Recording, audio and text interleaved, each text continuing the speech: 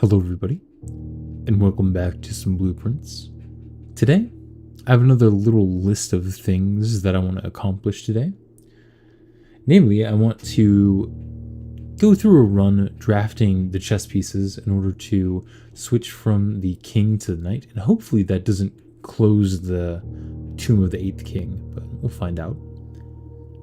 Then I want to try to draft the armory to get the axe so that I can try to use the axe to break through the ropes that's blocking out Simon from getting to the paper crown in the closed exhibit. And aside from that, I want to go back down to the sigil area to try to figure out the Moragi sigil. I watched my previous videos and found that when I was reading the description of the Moragi box in the master bedroom, that they do use white tiles and the symbol for Moragi is white, which is interesting because I don't remember where I read that there is no country that flies white flags, but I'm pretty sure they do use the white banner. So I want to try to figure that out. And then last but not least, I want to get something that burns, either a torch or a burning lens, and try one last thing on the sundial. But with all that said, let's get back into it.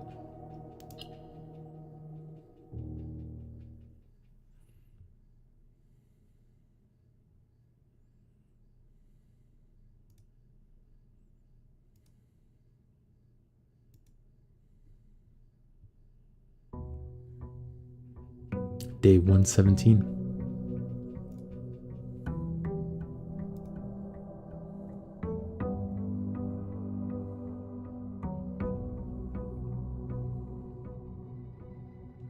All right. Before I get into it, I want to do something real quick.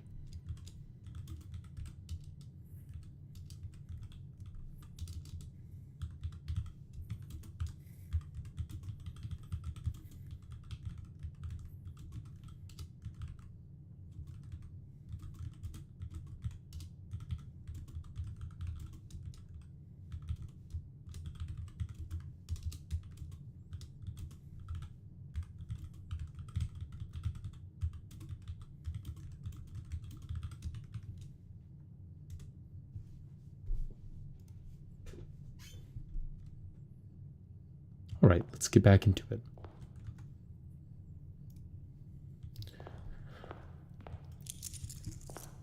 First things first, let's go to the outer room. Trying to think what I want. The tomb would be nice so that I can get some dice off the bat.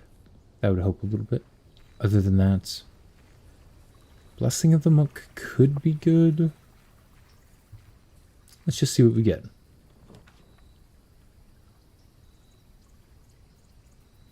Yeah, let's go for the tomb. I'm curious if I had overlooked anything.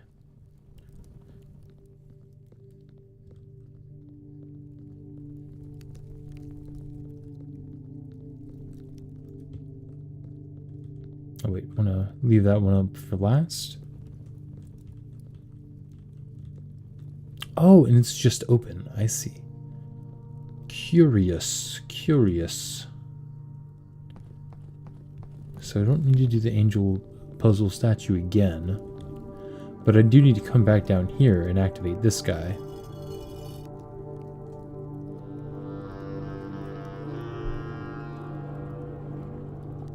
It's so random that there would be this like big arrow sign, isn't it? I mean, you'd think that would be kind of obvious. Unless I'm missing something. I have a feeling that there might be more to this little room than meets the eye, but as of what that is yet, I'm not sure.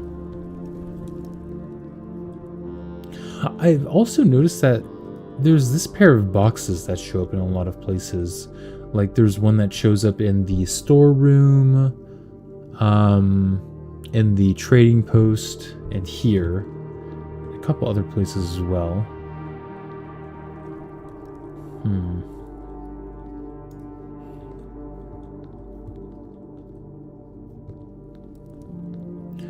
Why else would this little alcove be here other than for these boxes? So strange.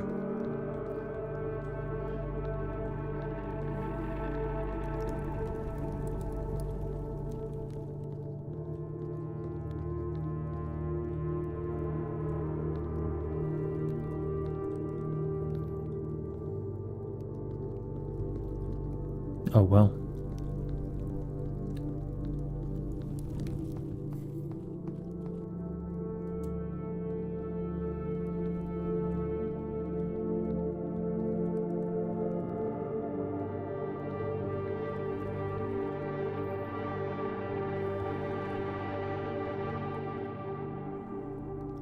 That is quite the music.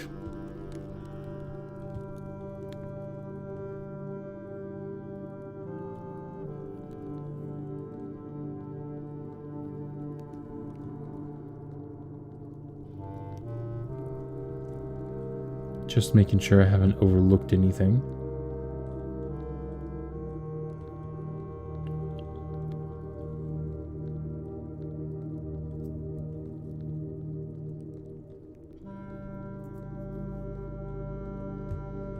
Ooh, let's go ahead and grab the dice and continue upwards.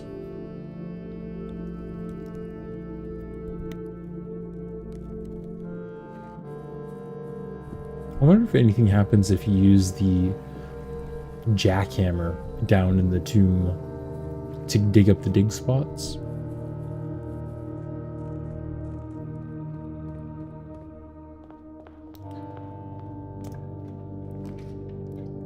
Alright, the big thing you want is probably the office and either the study or Her Ladyship's chamber. So I think my plan is to like draft up the right side of the house and then cross over and draft down the left side.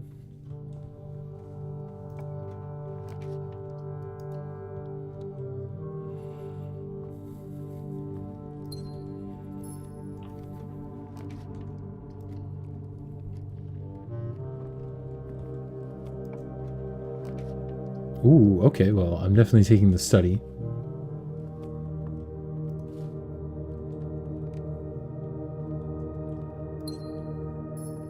Queen down. Now we just need the king. I'm only mentioning those two because in my opinion they're the hardest to get. I think I've only really seen the king in the master bedroom and in the office. But the office isn't too hard to find.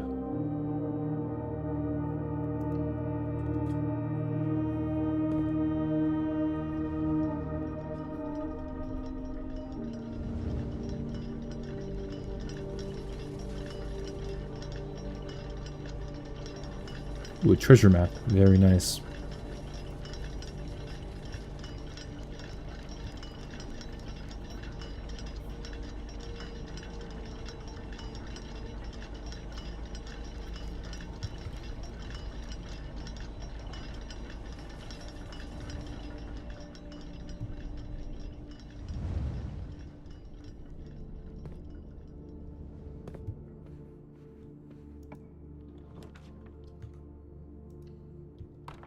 Kennel seems pretty good. Gotta pet the dogs.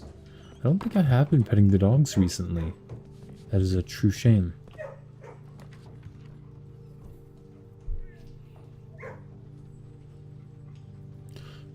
Utility closet is good, but it's in a very weird spot.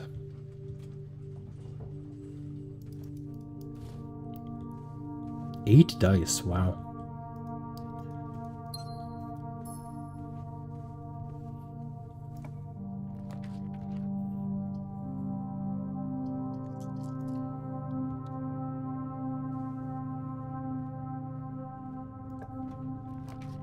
Cloister of Rhina. It's very interesting how all of those were green rooms. Very interesting. Well, let's hope I get some more green rooms.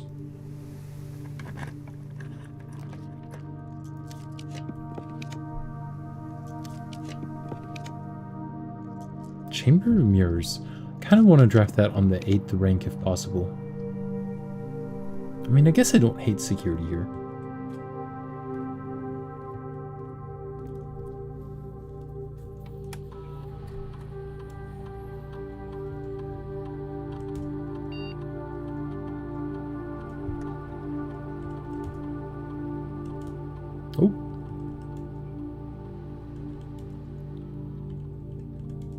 There we go.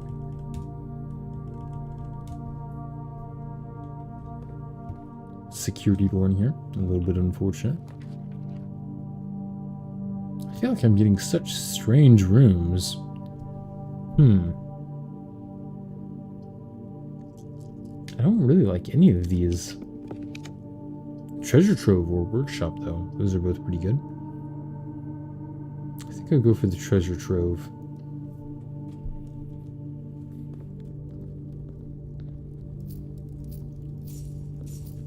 Out of gems.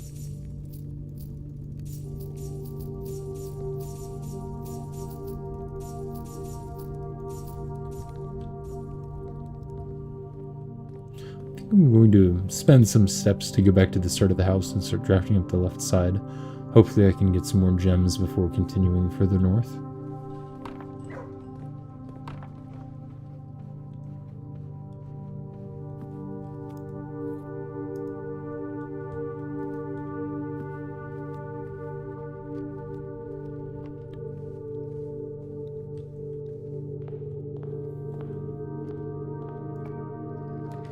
Commissary, that sounds good. Oh wait, I don't have any gems though. Maybe I'll need to do the parlor and actually try to get it right. Oh boy. That was a strange image right there. The gems are in the black box. The gems are in the white box. Only one displays a true statement. Only one box displays a true statement. Well, if I take this black box to be true, then it is the one displaying a true statement, which means that the gems aren't in the white box, and the gems aren't in the black box. If I take this statement to be false, then that means that these both are telling the truth, which can't be the case.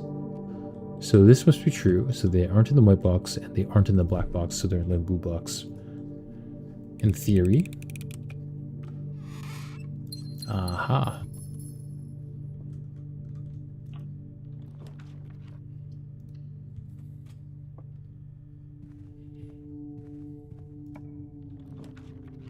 Done. Sounds good. Observatory would have also been very good there, but I do need to be careful about my steps right now. I think I'll go for the guest bedroom just because I hope to get something good. This is probably the twins. The bunk room.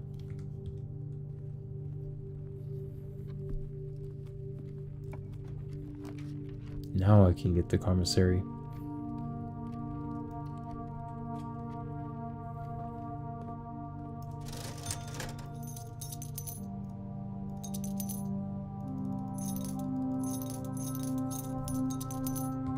There we go.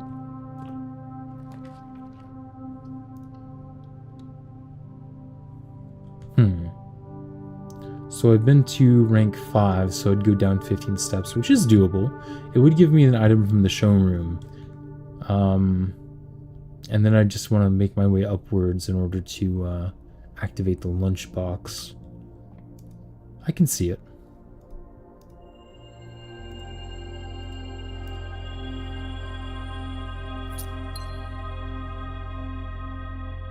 The moon pendant, very nice.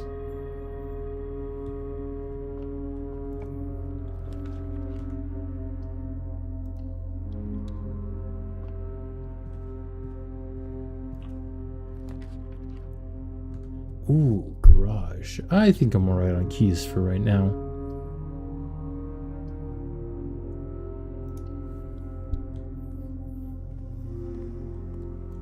I guess I also need to be careful about drafting a bishop as room too, which would be like the chapel or the attic. I could immediately set my steps to 40.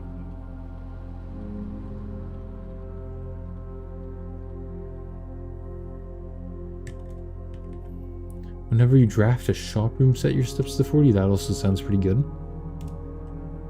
That way I can make it repeatable.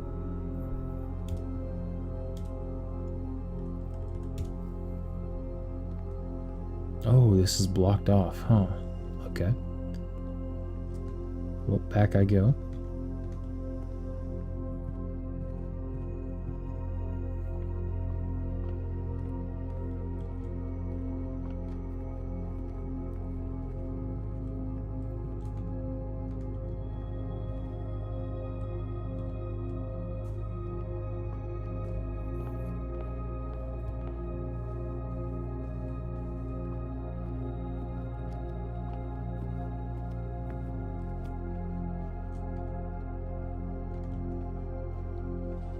I really need a shop room.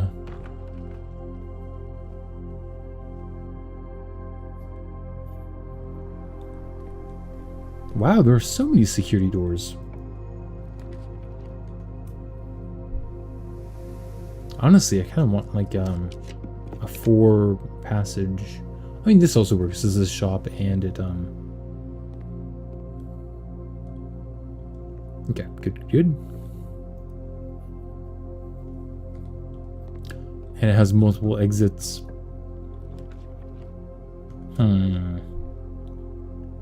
Observatory, huh?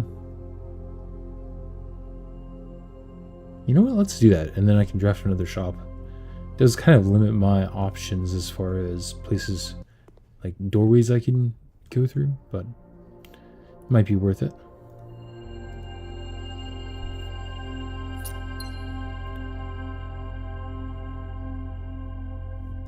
Master key, okay. I'll take it.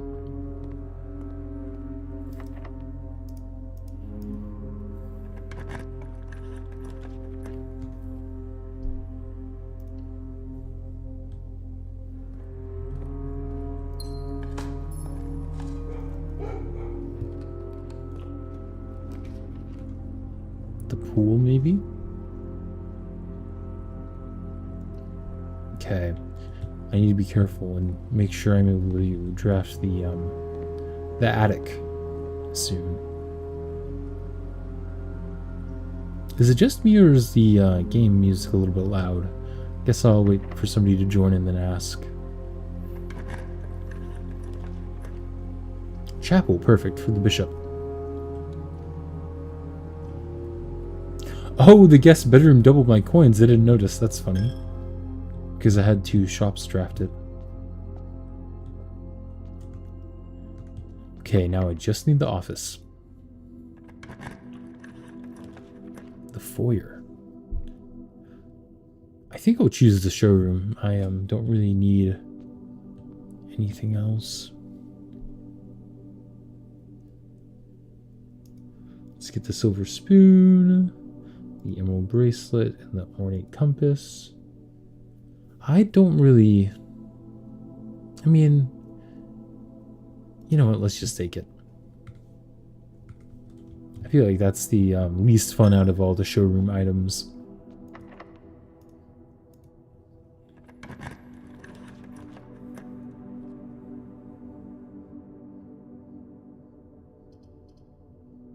Let's go ahead and redraw.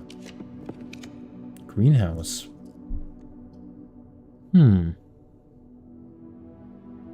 Or rumpus room. I don't mind the greenhouse here.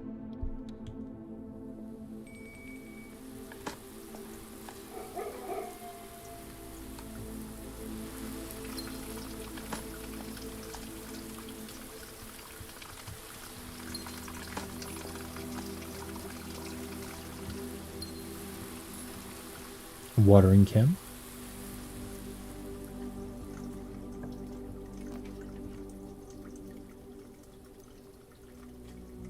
Goodbye, my preciously earned steps.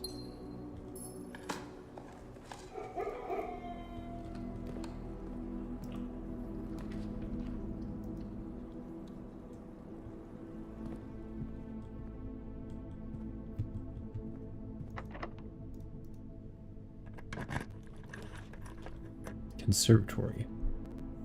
Or do I go for the music room?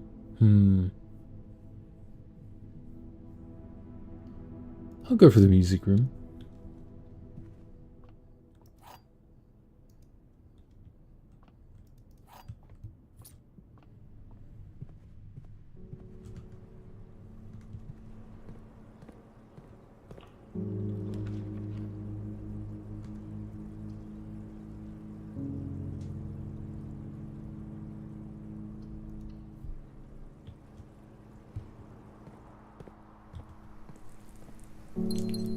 So many gems that I cannot use. I mean, I suppose I can use them for rerolls, so it's still pretty good.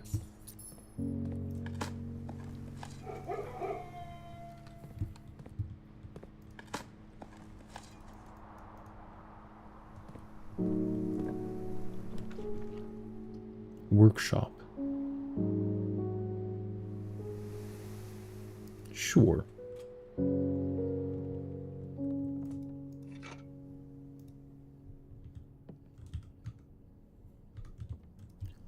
Do you have anything worth building? Not right now.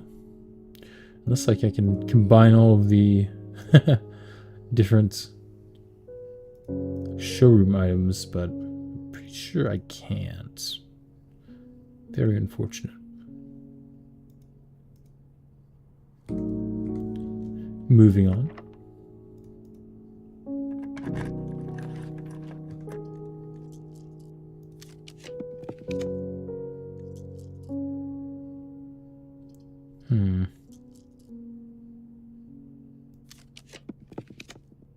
I would like to get a T intersection here.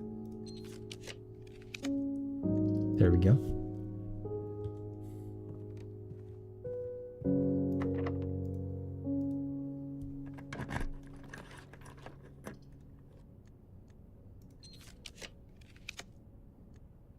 Come on, office.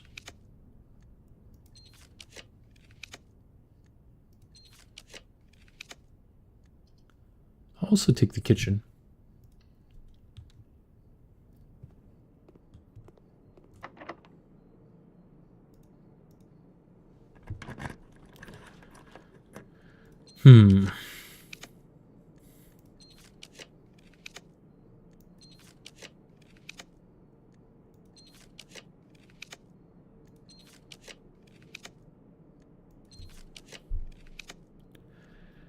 This does not want to give me the office, does it?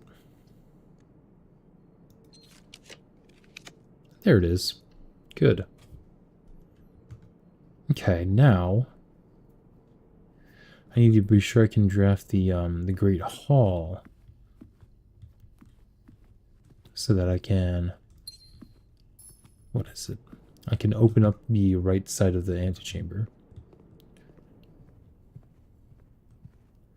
That would be quite good. Good thing I have the prism key.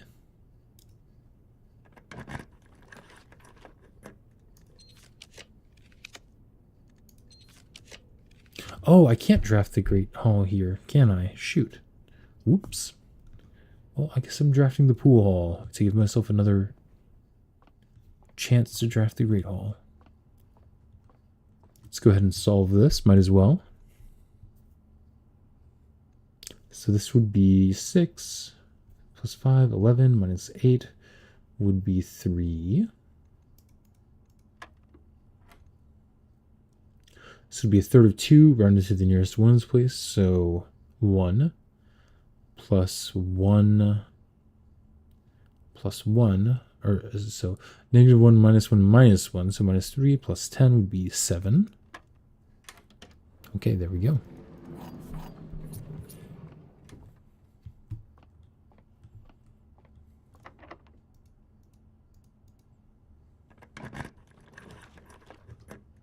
Don't hit a pantry here.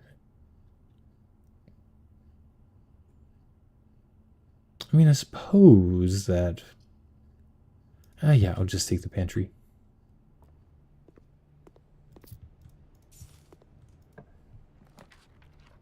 Oh, I could secret passage into the Great Hall. Let's do that.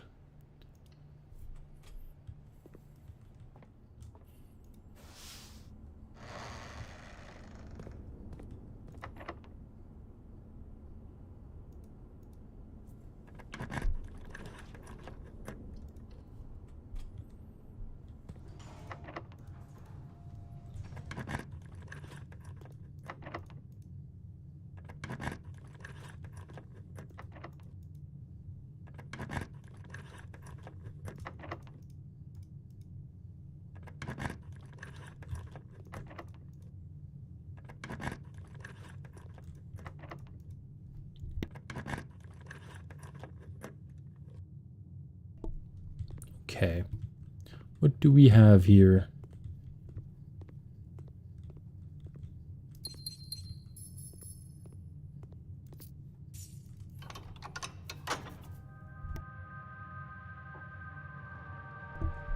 I think we have everything we need, but let me double check because there's a pawn in the den. I know that the observatory has a knight, I believe. Security also has a knight. I think the clock tower has a rook. The chapel has a bishop. And then the queen in the study and the king in the office. But I guess I could draft a nook just to be certain I have a rook.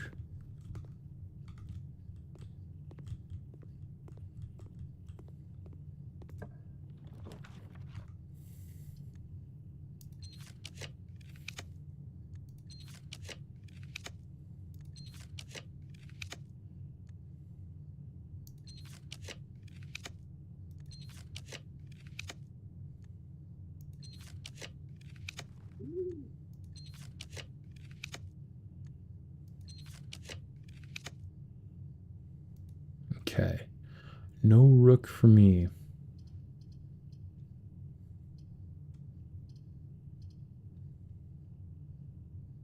Sure, I'll grab that. Why not?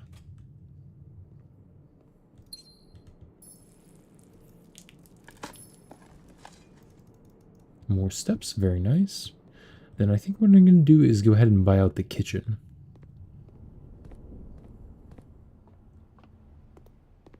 I'm certain that the clock tower has a rook in it.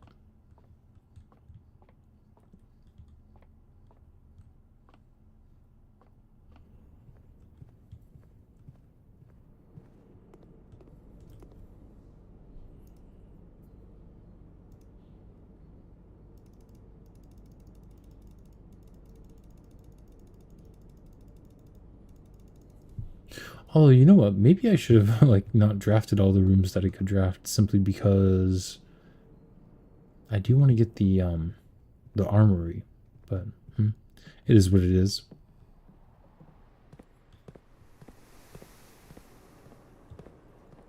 We can still try to solve the Moragi sigil.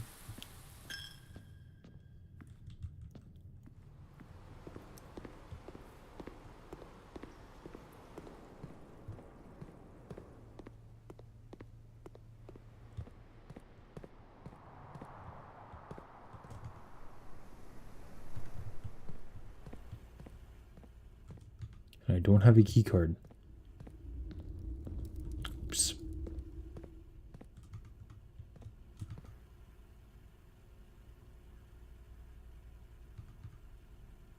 For some reason I thought I connected these two rooms, but I did not. Did I? No. I see.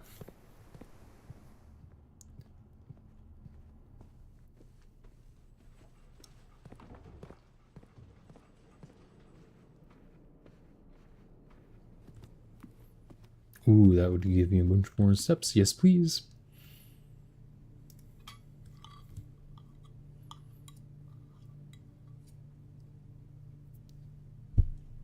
Plus 60.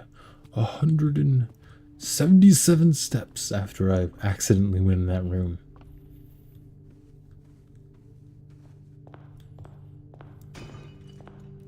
Oh, I completely forgot to do the treasure map. Guess it doesn't matter too much.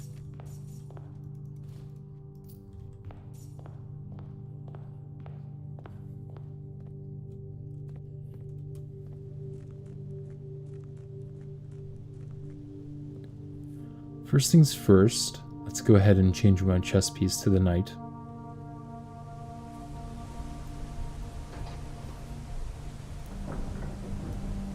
I wonder if I can ever get the bishop's blessing then. Not that I think I would ever need it, but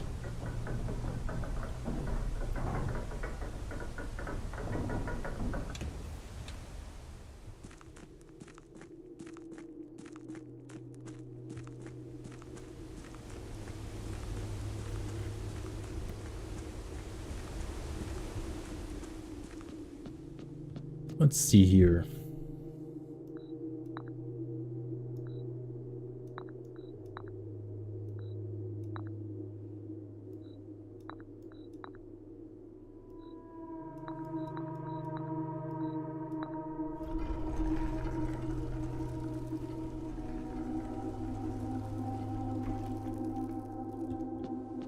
They are still switched. Interesting. Huh. Okay. I'll go ahead and choose the Mantle of the Night here.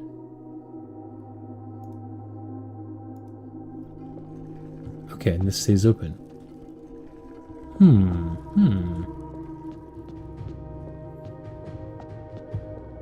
Just want to take a quick peek down here, see if anything's different.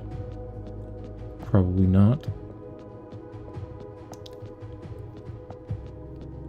Same old, same old. Okay.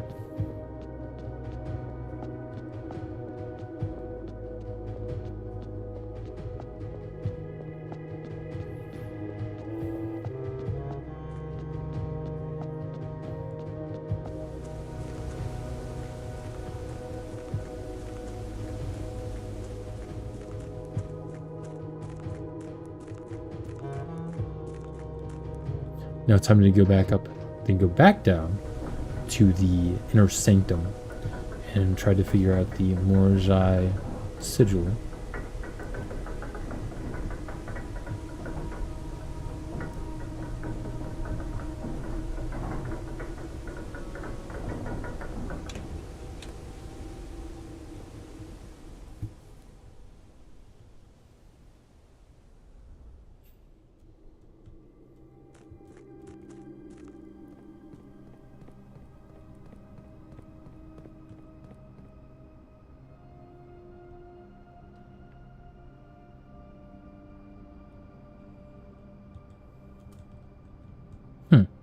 Here's this double arrow thing again.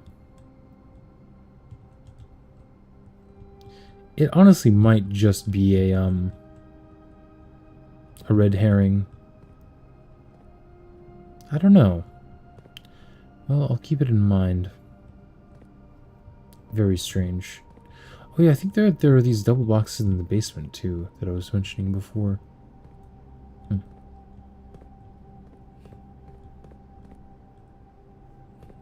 Anyways.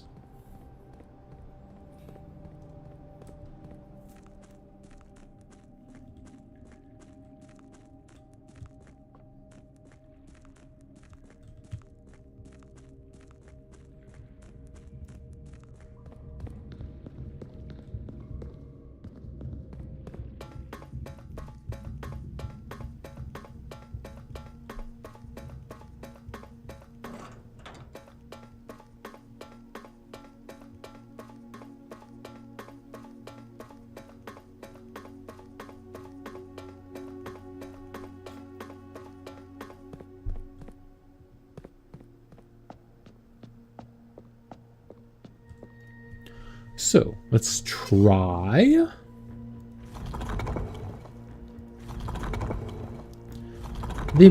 I'm not almost certain, but I think it would make sense if they were industrial because they made the Morjai boxes. First, let's try windy, but I'm honestly not sure what sort of weather they have. Could be snowy too because they were right next to Costa Rica, which is snowy. Method of travel, let's say that is a ship. Pretty certain about that. And then for color, let's do white, which is the hollow circles.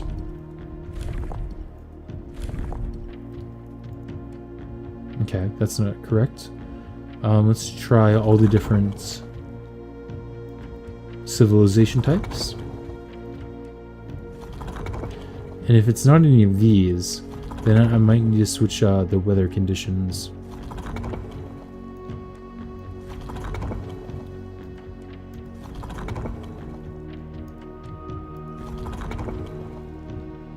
Okay, it was none of those. Time to change the weather conditions.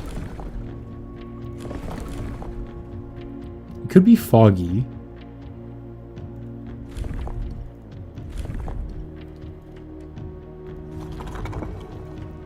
I'm just going to try a lot of them because this is one of the things holding me back.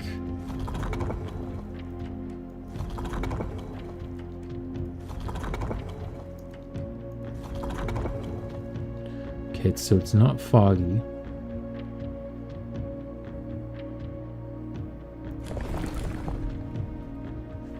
Maybe rainy?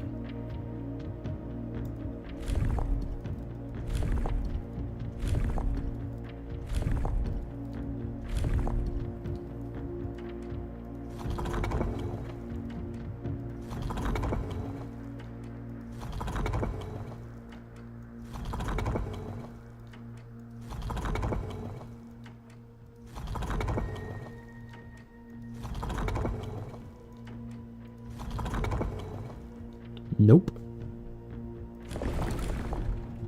Stormy. I mean, it could be stormy if they're like an oceany place, like a ship-faring place.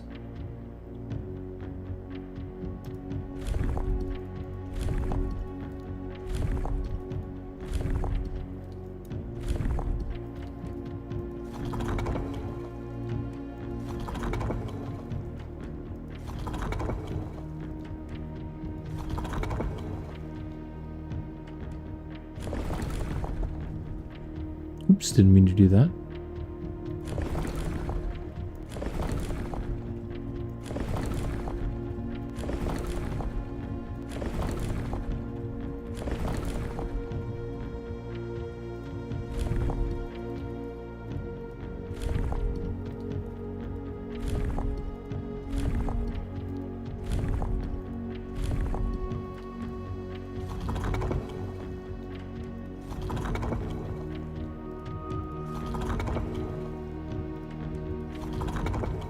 Okay, so it's not stormy.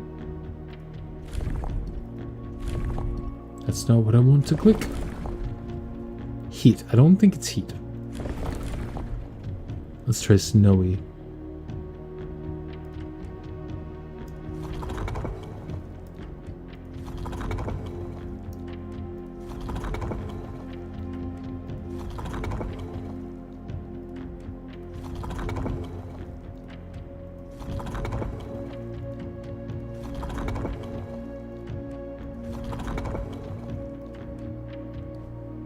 Ah, so it's not snowy either. What else could it be?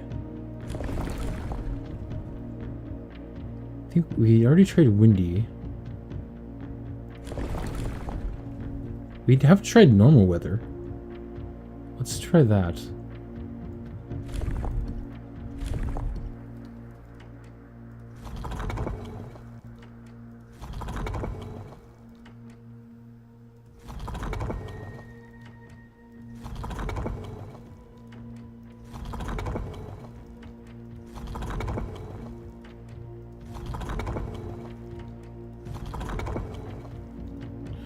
Okay. I mean, it also could be true that the memo we saw that no countries fly the white banner is true, but everything would point to this being white.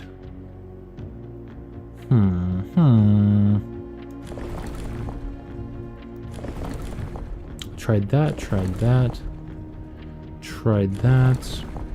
I haven't tried heat. We can try it, but I don't have high hopes.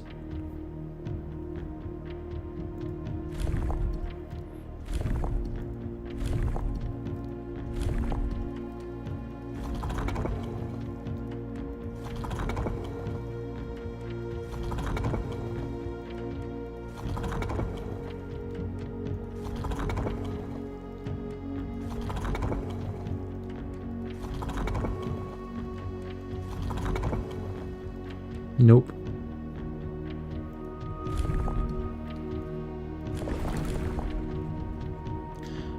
I mean, to me it would only make sense if they used ships to travel, based on everything I've seen.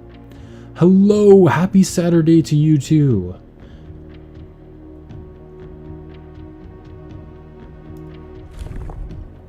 Trying to figure out this realm sigil one more time.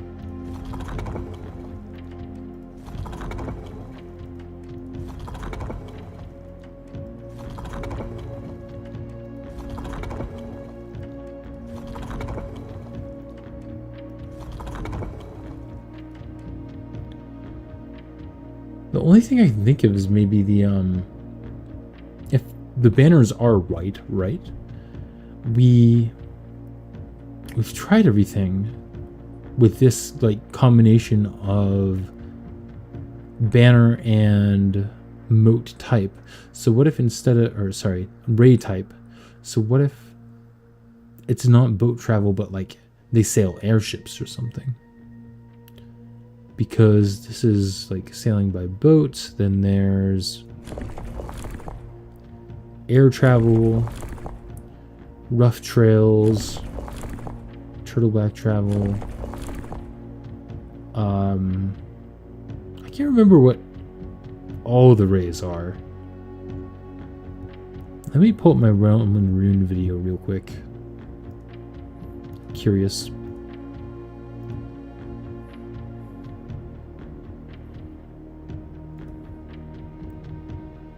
Oh, where are you?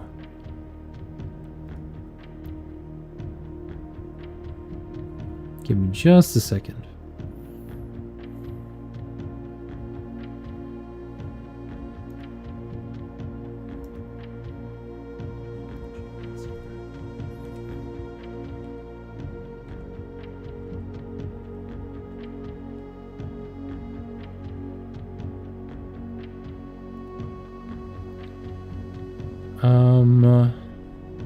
Oh, okay, I see. Oh, wait, the 3 is train system, not by boat. Duh. This is naval capabilities, so it would be 8 rays, not 3 rays. Whoops. That's what I was messing up. So maybe this is it right here, even. Let's find out. Okay, it's not. Let me try different types of moats. And then we can change the weather.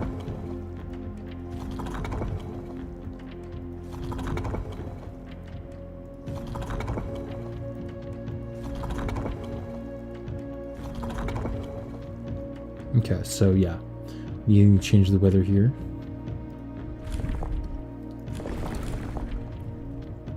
I guess let's just go through all of them. Well, I can go through the ones that I have suspicions of. Let's try foggy weather first.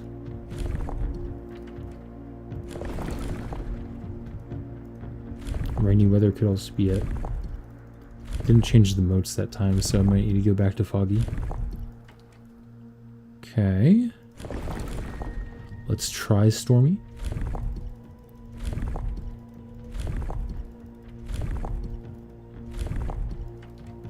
Nope.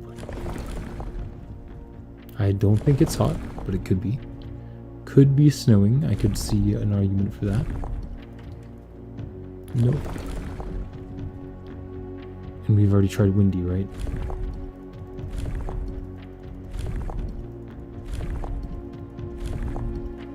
Yes, we have. Okay. Let's try normal weather with different sorts of symbols.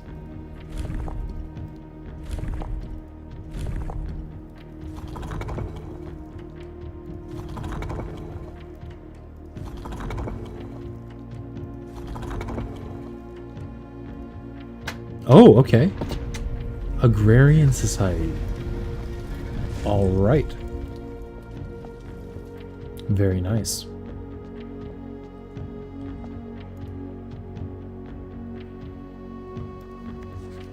Woohoo! After a short sea voyage, we arrived on the main island off of Morjai last night in good spirits. The people here are belligerent in their politeness, and after spending a full day among the Gyoriel,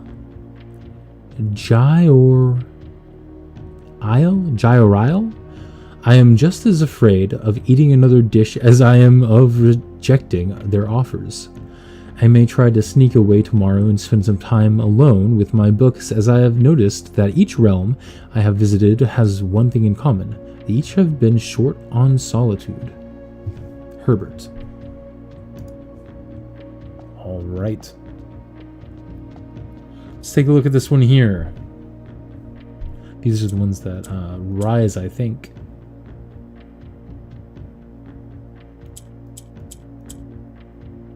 Okay, okay. Interesting.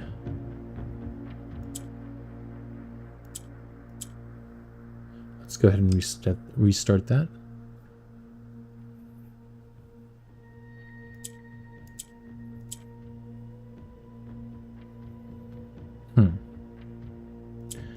So in theory, I would need to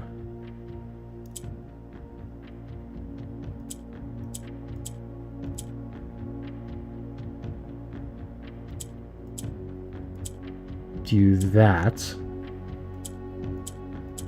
There we go. Allowance gotten. I forgot to even read this thing. Collector's copy Morjai box. Fun for the family. This might be the one that I've read already in the master bedroom, but we'll find out. Morjai boxes were a popular fad in the early 30s among both the peerage and common crowds. These small mechanical puzzle boxes originated on the island Morjai as a children's game, but quickly gained popularity among seafarers who valued the compact boxes as both lockbox and entertainment on long voyages.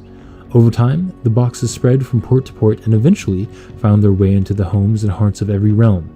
A traditional Morjai box is distinguished by a lid featuring a 3x3 grid of white and gray tiles. Each white tile can be pressed like a button, which will change the color of the tile and the surrounding squares. The goal of each box is to find a way to make all 4 corner tiles into white squares. These simple rules evolved as the game spread across the world. Regional variations introduced new colors and mechanics, offering greater challenges and local flavor. While the fad may have ended, Morjai boxes still make for a memorable gift for both collectors and puzzle enthusiasts. That is the same one. Alright. Now, I have all but one of the cores unlocked. All but one of these sigils unlocked. So I'm thinking it should be pretty easy to map out the order Herbert visited all of these locations. So let's try to do that. Starting with Oris.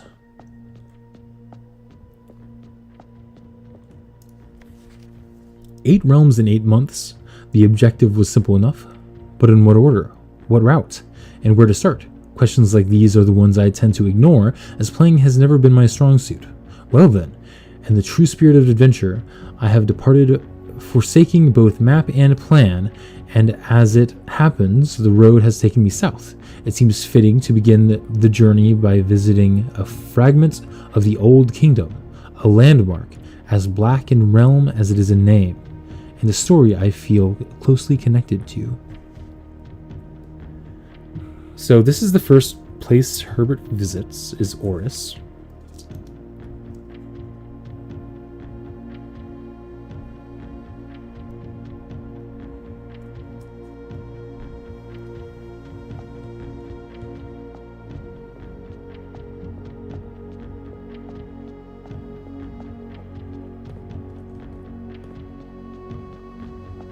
What about Fenares?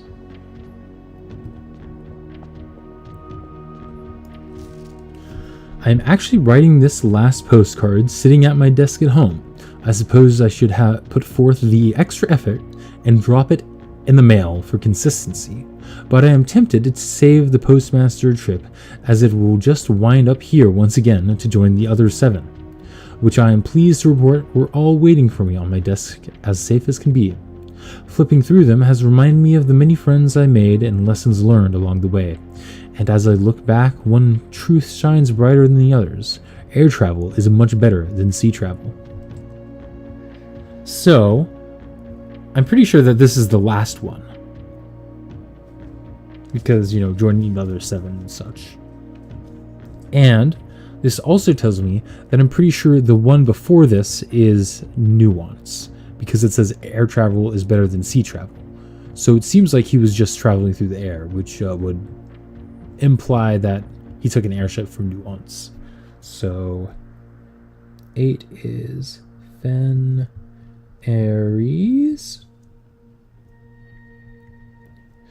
And 7 is Nuance.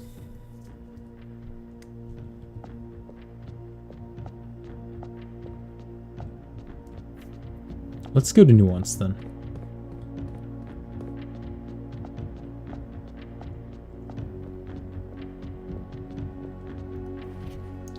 By far my favorite realm I have visited during this trip, but I have always had a penchant for technology and am less moved by the beauty of nature than others.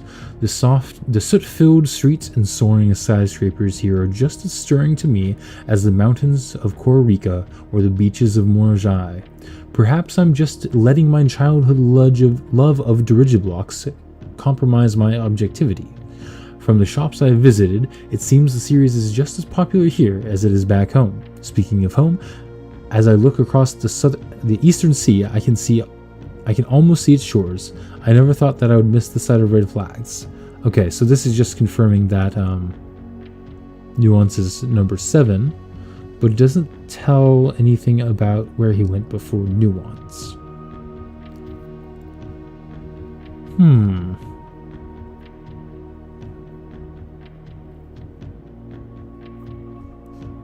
Continuing on, I'll just go back to Araja next.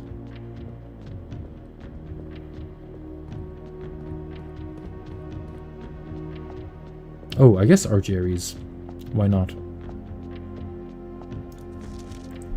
We arrived here after a few days of sailing, and it made me realize how much more convenient it would have been in the old days when the railway tracks extended all the way north. Arch Ares is a destination with which I am well acquainted, having traveled here countless times on business for Cinca. This time, however, I will avoid the familiar towns and factories, and will instead trek along the northern coast, an area with which I am wholly unfamiliar. Okay, so it doesn't give us exactly where it is on the timeline. However, it does seem like I'm guessing that he went here after visiting either Oris or Araja. Let me check Araja.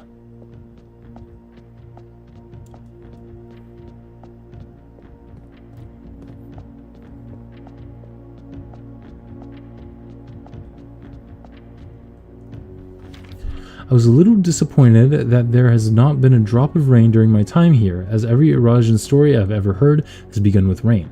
I suppose the anecdotes I make on this trip will have to do without that flavorful setting. However, even without the rain, the puddles and ponds that dot the countryside make this place feel different than home. Goodbye, Yena. Ah, shoot. It's like goodbye something hello water. Yena. Yena.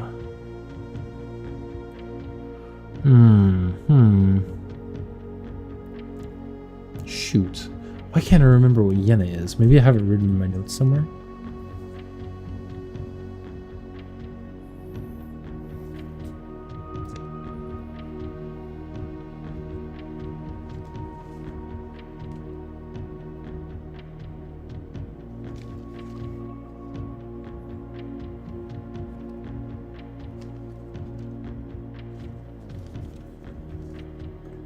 Let's see.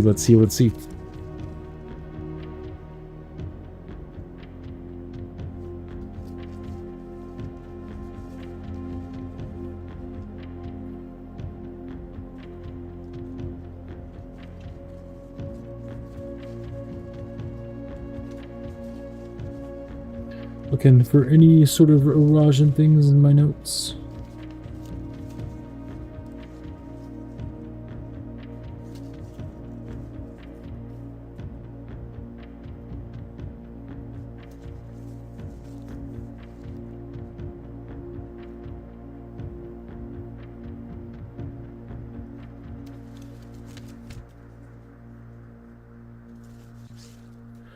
I'm not sure.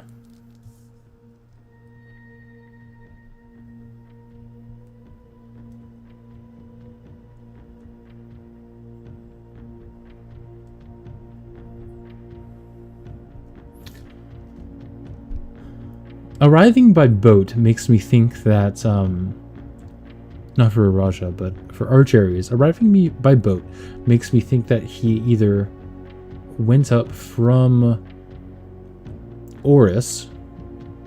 I mean, he probably did go to Arch Ares just after Oris, because He talks about how he wishes the train tracks were still in operation.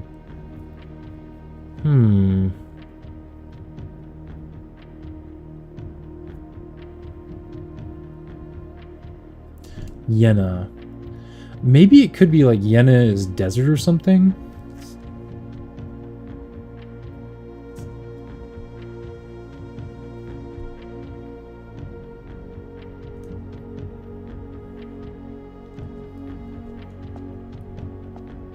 Let me continue looking around for a moment.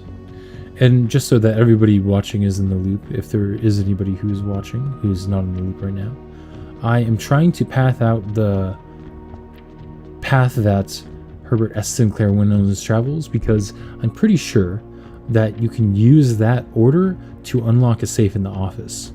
Because there's like a blackboard, or I should say a world map, with a bunch of pins labeled 1 through 8. So I'm thinking if I place the pins in the map corresponding to how he did his trip, then it should open up what I'm assuming is a safe. Not entirely sure. There have been fewer and fewer opportunities the further we travel up into the mountains to attend to my correspondence, and I find myself regretting having brought so many books, as this is the first realm I've visited without porters. Here every person is expected to carry their own belongings, and if you can't, you throw away that which is expendable. It's looks like I'll be bringing back less souvenirs than I'd planned.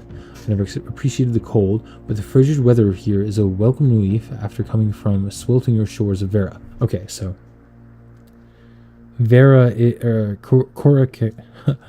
Kororika is after Vera.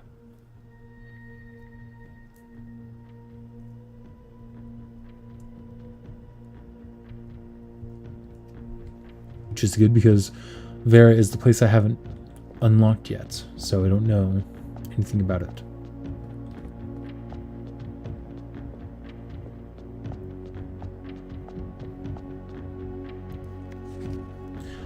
After a short sea voyage, we arrived on the main island of Morajai last night in good spirits. The people here are belligerent in their politeness, and after spending a full day among the Gyoriel, I'm just as afraid of eating another dish as I am of rejecting their offers. I might try to sneak away tomorrow and spend some time alone with my books. As I've noticed, each realm I've visited has one thing in common. They have been short on solitude. Okay. A short sea voyage makes me... okay. I'll just write down short sea voyage.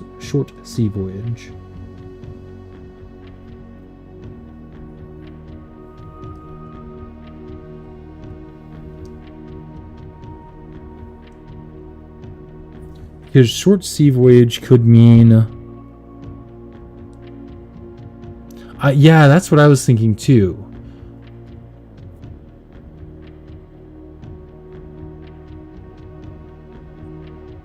Interesting. So it honestly is probably that he went from Arch Ares to Morajai. Yeah, because he'd be up north in Arch Ares, and then it would be a pretty short boat trip to Morajai. So I'll just tentatively put this at 3.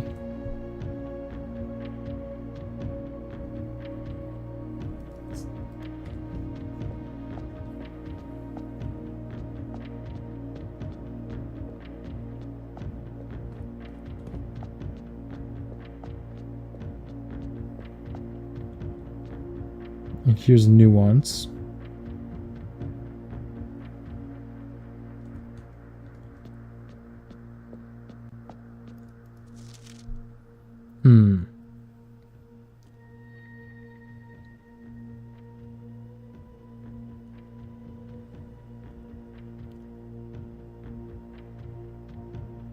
I wish I remembered what Yenna was. Yenna. It could be snow.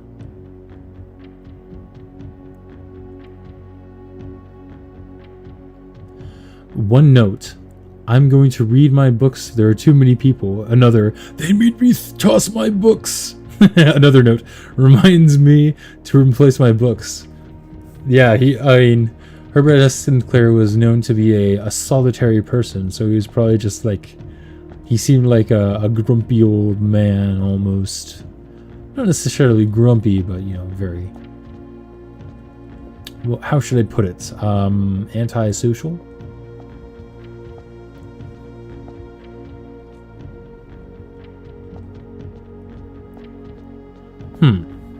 Let me think.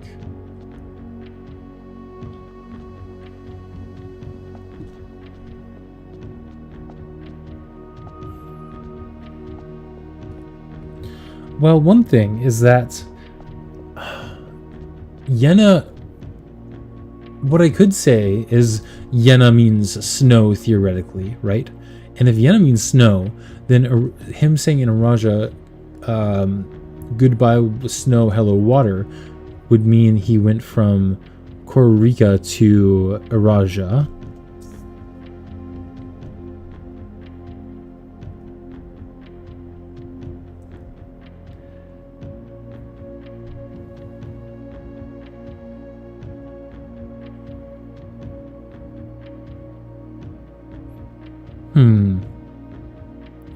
I mean, that might make sense, right? So if he went from Kororika to Araja, which would be quite the journey, honestly, then that would mean he went from probably Oris to Argeries to Morajai to... So from Morajai, he would have went down to Vera.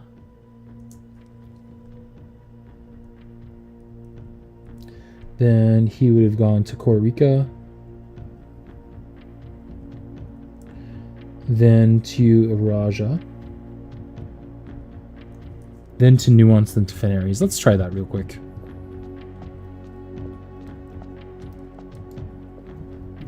Oh my goodness, imagine how strong Herbert would be if they put less into the development of weird room temporal shifting magic and more into iPads.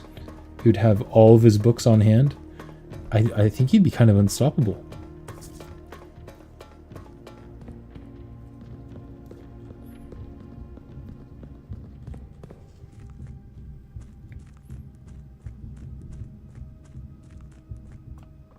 It's always so funny reading books or like playing games where it's obvious that certain technologies have developed that are way beyond our technologies, but there's some very, what we would think of being obvious technologies like, you know, iPads and such aren't there. I was reading this one like manhwa one time where it was like, you know, set in the medieval ages, and they didn't have a lot of stuff, but they had like basically iPads made with magic. And I always thought that was hilarious because it's like, so you're telling me that you guys don't have like, I don't know, good medical professionals or easy ways of transportation like flights, but you do have iPads.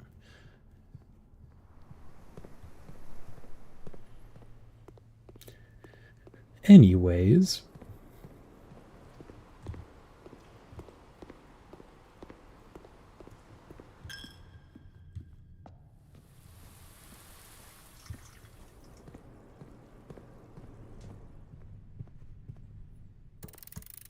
I forgot to open it. No, this is so sad. At least I have a lot of steps. This is set in the 90s, yes? What if Herbert is an investor into this realm's version of Apple, so he could have a device to hold any book he could ever want? And just as he died, oh, he just died too soon. Honestly, I can see it, which is really funny. I mean, he is the head of like this Synca Co company, which I'm not entirely sure what Synca Co does, but they do work with computers and stuff, technology. I can't believe I I didn't open up that door.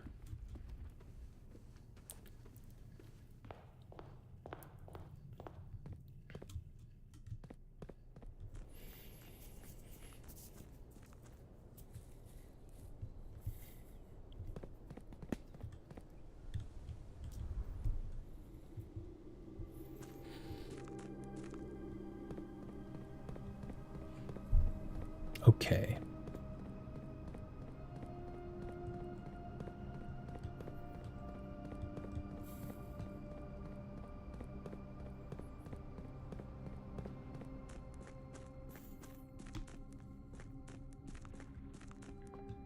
Hello! Yeah, turns out that the silver spoon is pretty strong. Whenever you gain steps from eating, you gain twice that many. I, got the silver spoon and then ate up everything in the kitchen and then ate up everything in the dining room. So I'm glad I have those steps too, because I got all the way down here and forgot to open up the 46th room. 90 steps is also a lot. It is also a lot.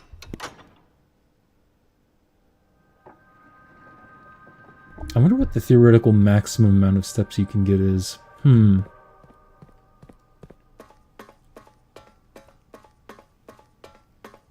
Because you can also draft the sauna to get 20 more steps, and that would start you at 70.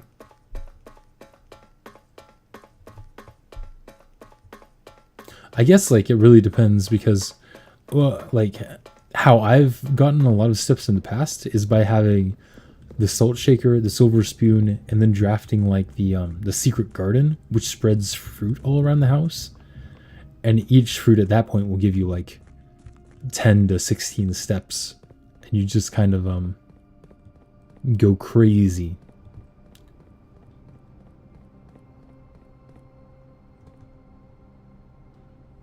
I did open the antechamber, did I?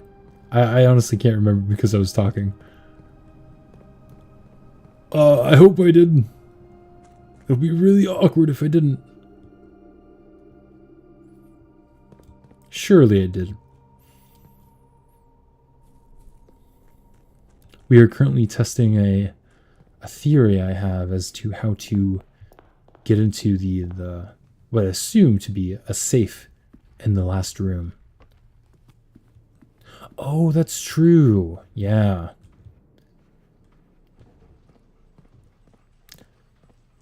I don't think that I've used the dormitory very effective. I've definitely, like, drafted it sometimes and been able to get maybe 20 or 30 steps out of it. But a lot of the time I forget to go back to it, or I go back in without having drafted another drafting room and been confused as to why I didn't get more steps. Okay, let's hope I opened it up. Okay, good. I did. Thank goodness. Room 46.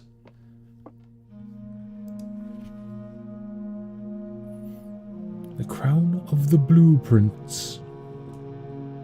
8 realms in 8 months. So, started in Horus Aries. Let me grab my sheet of paper here. Then, I have a feeling that he went to Arch Aries, the northern part of Arch Aries.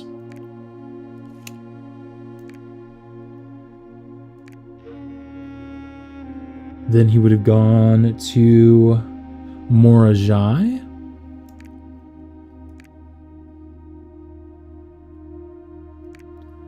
Then to Vera.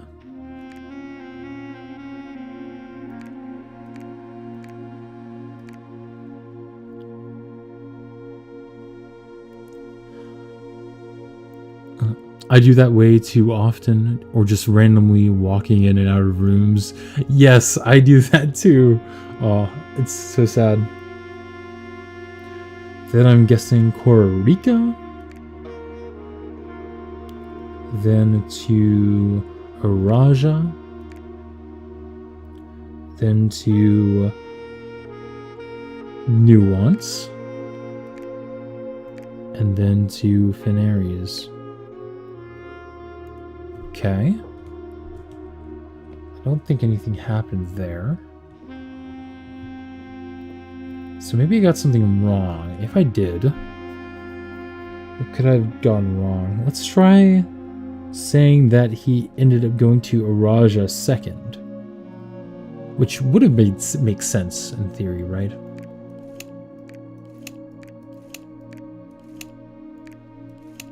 So if you went to Oris, then Araja, and then sailed up to the top of Archares. I hope the location of the pins doesn't matter. That would be kind of annoying.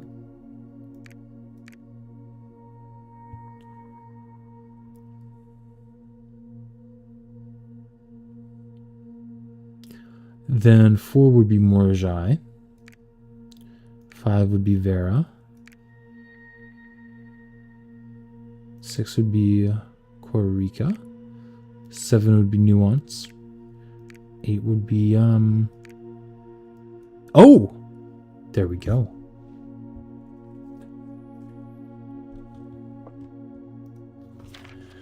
Certified copy, property deed, Lord Arthur Clementine to Lady Aurora Vi of Trinsdale. A new Finn Clark. Stationers, Reddington Finn Aries. Satisfied of record 05131912. I haven't actually solved this one yet, I don't think. Ooh, well, avert your eyes if you don't want spoilers. But if you want to be spoiled, here it is. Know all men by these present that Lord Arthur Clementine, rightful owner of the land that rests in the northern range of the Reddington Mountains, doth grant and convey to the bearer of this document, Lady Aurora Vi of Trinsdale, the land, forest, and waters of the sheer cliffs that rest in the northern shadow of the Holly Leaf Mountain, with all the rights, privileges, and appurtenances thereunto belonging. Boundaries. The property of Mount Holly consists of dense woods flanked by cliff walls, irrigated by mountain springs, streams, and punctuated by several runoff waterfalls. This area is sheltered between the summit's northern slope and saddle, spanning across 80-odd acres of land. The property is situated southwest of Reddington, bounded on the south by steep crags and abutting the east by the high road to Tanner Fork. Covenants. I, Lord Arthur Clementine, covenant, promise, and agree with Lady Aurora Vi, her heirs and assigns, that I am lawfully seized and possessed of said premise, that the same are free and clear of all encumbrances, that I have good right to sell and convey the same to the said Lady Aurora Vi, her heirs and assigns, and that I will warrant and defend the same against all lawful claims and demands whatsoever. And hand and seal I make my mark in the grand year of Finn Aries, 1912. Lord Arthur Clementine. So I have seen this deed before. I found this deed by drafting this room outside. So I'm curious, if I draft this room outside with the blessing of the monk and open up this drawer, what happens? Either way. Oh, okay. The last will and testament of me, Herbert S. Sinclair. I, Herbert S. Sinclair, of the Mount Holly estate at Reddington, do publish and declare this instrument my last will and testament, and hereby revoke all wills and codicils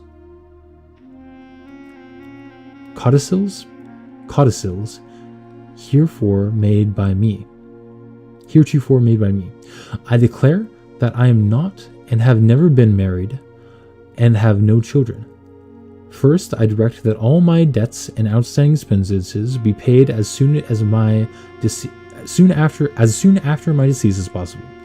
Secondly, I direct all the servants and staff in my employ at the time of my death shall be granted indefinite leave to be paid out of the reserves of my estate set aside for such occasion, until such a time as a new master of Mount Holly bids their return. In the event that the aforesaid reserves for this purpose are depleted before a new master of the estate is found, I direct my executor to make provisions for their future employment, and do so in a manner that is just and equitable to all parties involved. Thirdly, to my faithful valet, Hartley Rauta, I hereby gift to him the lake house in Trinsdale as a small measure of gratitude for his many years of unwavering loyalty and devoted service.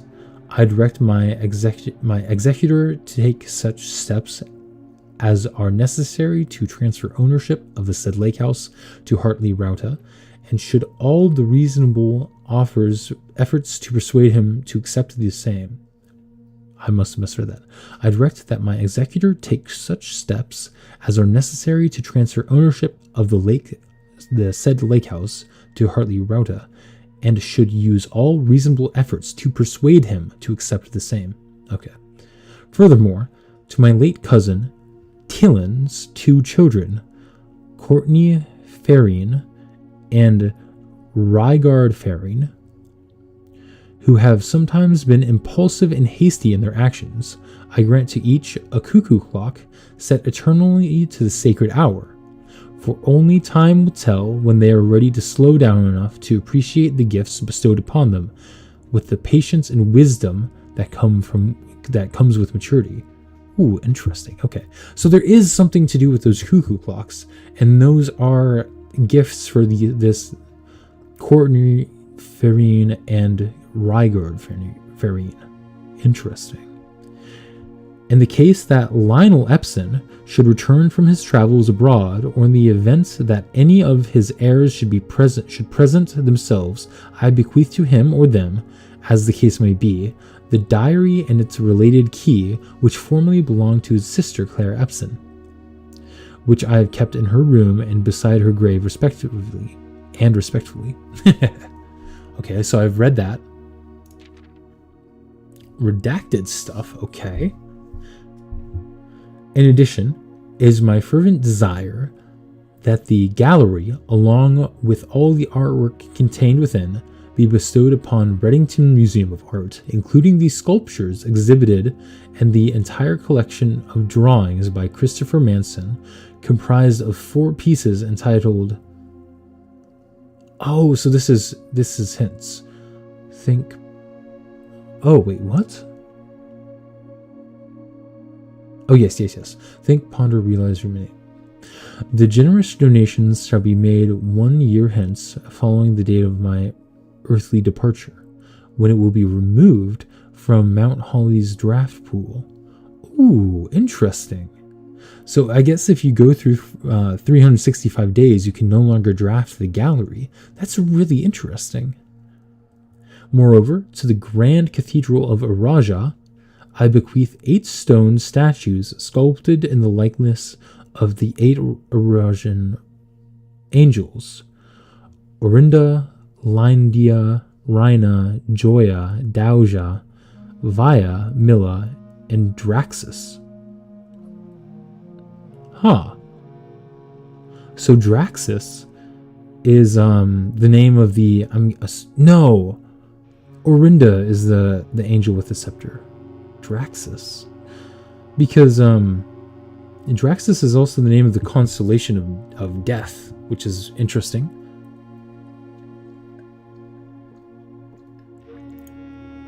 Oh, I see.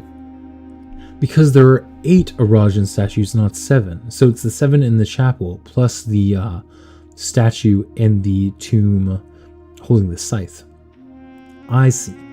These sculpted figures have been in the Sinclair tomb for multiple generations, and even though there has been much debate over their natural numeric order, they have nevertheless remained steadfast in their safeguarding of our family's secrets.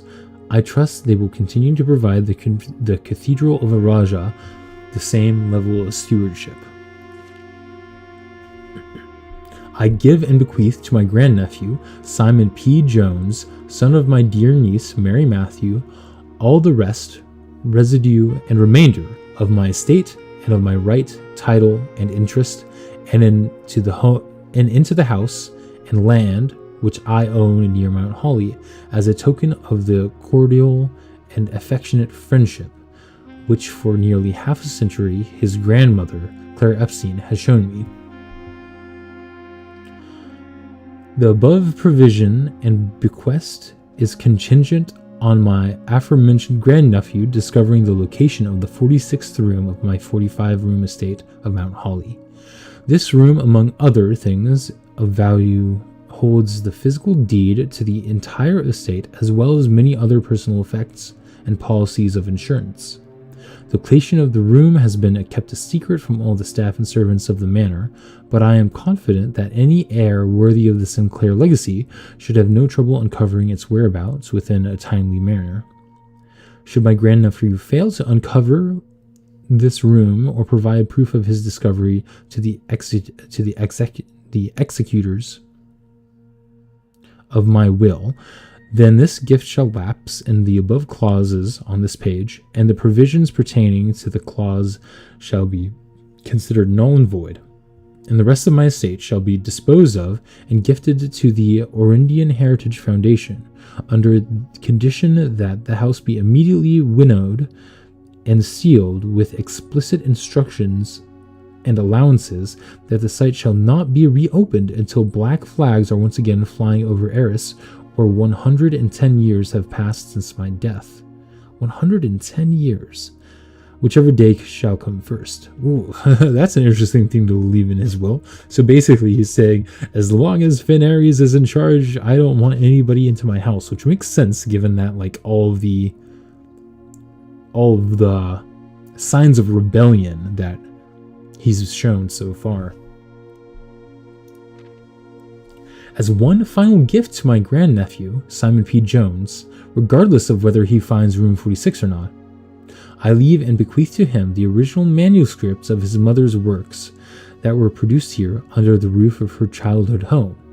These preliminary draft copies include red prints, which she wrote while visiting the estate during the brightest of her days, and a new clue, which she has penned here during the darkest. I hope that in due time and in the natural order of things seems to be like in bold letters or something. I hope that in due time and in the natural order of things, you'll come to be content as I have with what little of herself she left us. In witness thereof, I have hereunto set my hand this 18th day of March, 1993.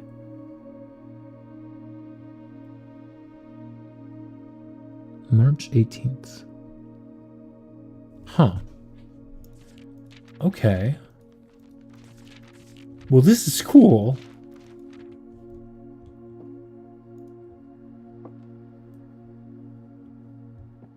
But it doesn't...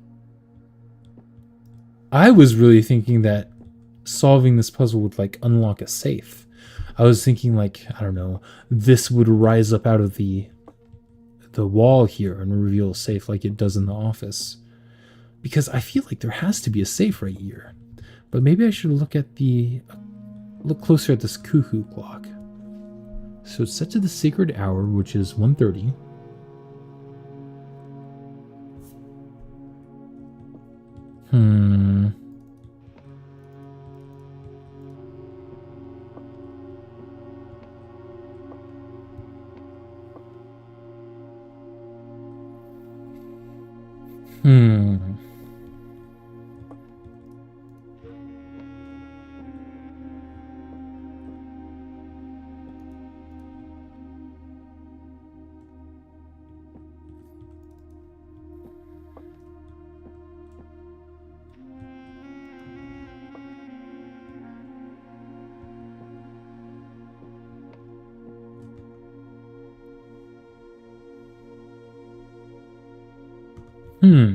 Man.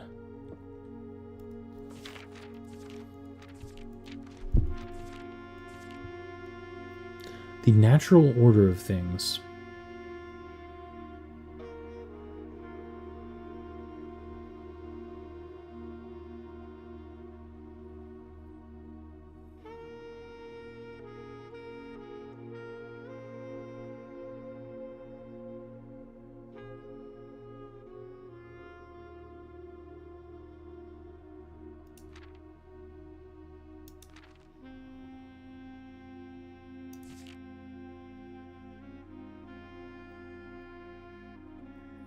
Hmm. So this talks about the tomb angels safeguarding family secrets as well. So there must be something to the tomb that I'm not quite realizing yet.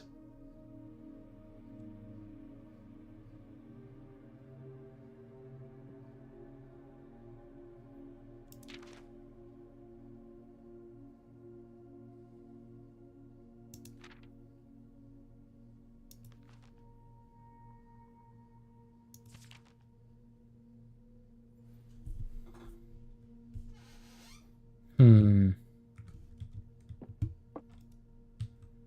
Well, that is pretty cool. While we have the steps, I might as well go back to the tomb.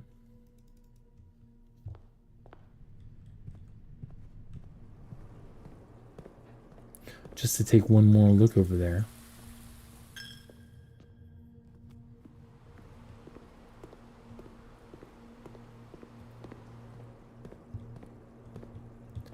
Every time I unlock something in this game, I always think, okay, surely this will have a hint to what I'm working on right now. And then it just opens up more mysteries as to, like, the rest of the secrets of the house. It's so interesting. Because I was thinking, surely that room, or what happens when I order the pins correctly, surely that will lead to the what I should input on the clock. But no, not at all. I mean, the most interesting thing that it mentioned are the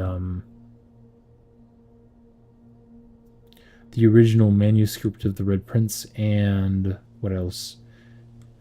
Talking about a new clue, which, you know, which we've been struggling with, I'll be honest, which I've been struggling with especially. But it does seem like we need to figure out a new clue in order to progress. Or, you know, guess every number in the clock.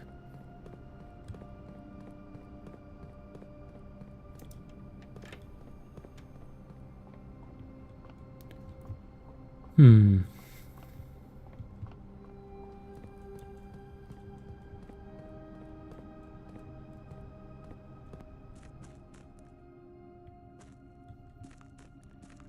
What did I say I was going to do? Go to the tomb. I got so sidetracked.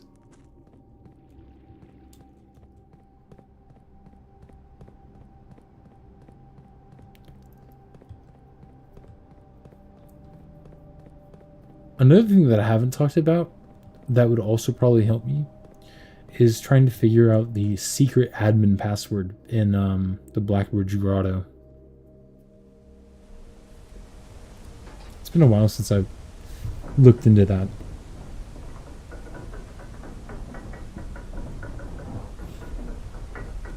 Okay.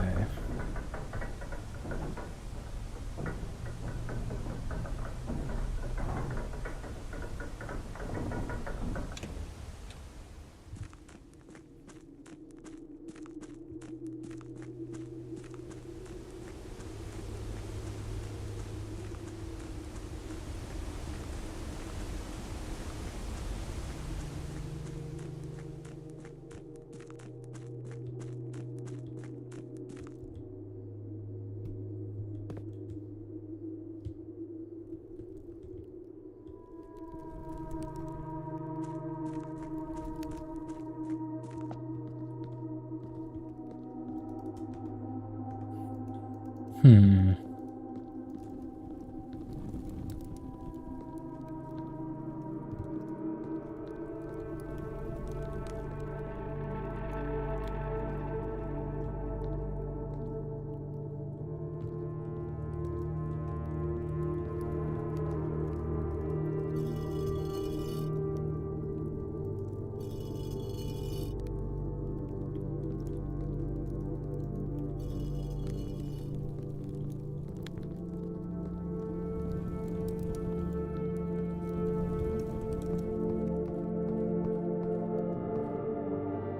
Can I still mess with the arms of...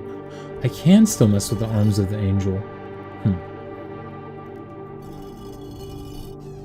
Well, maybe there's something different that happens if you, do end up setting them all to, how should I say it?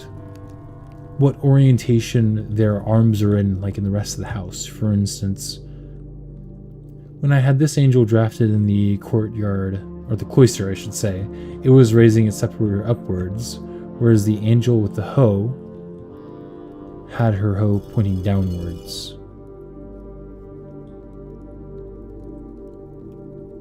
Let me go ahead and try some things real quick. I can't do anything other than process of elimination, but it might be interesting. So right now they're all upwards. Let's start, I guess going in numerical order.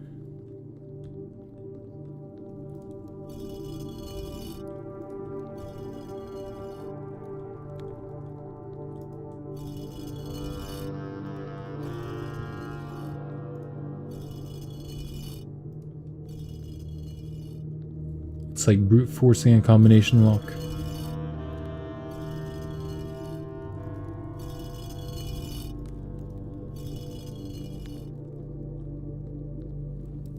This might take a while.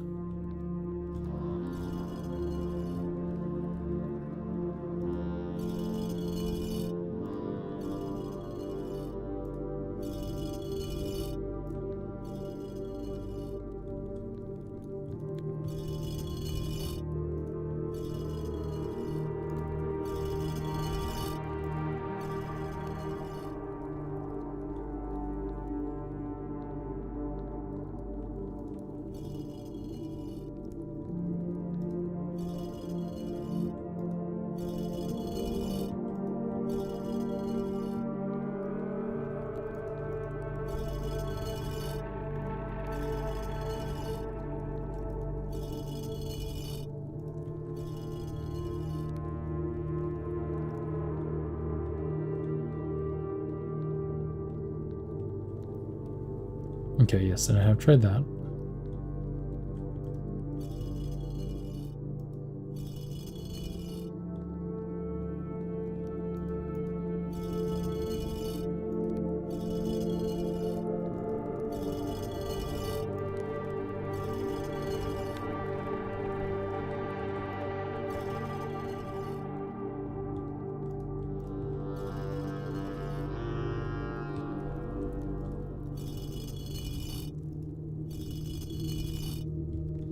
Okay.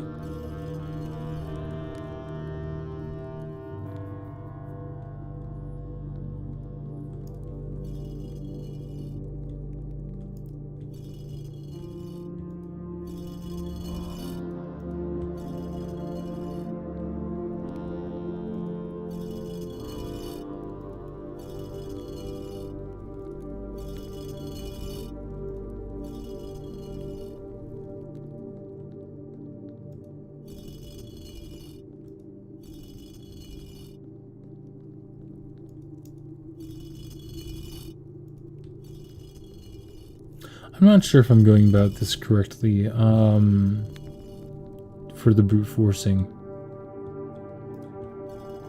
But it seems correct in my head.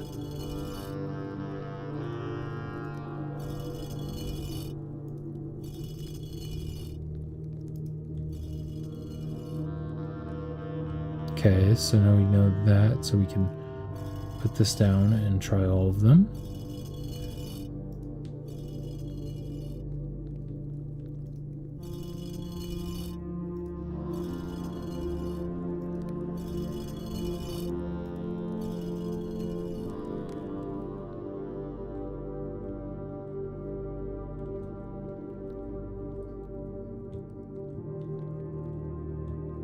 Okay, let me think.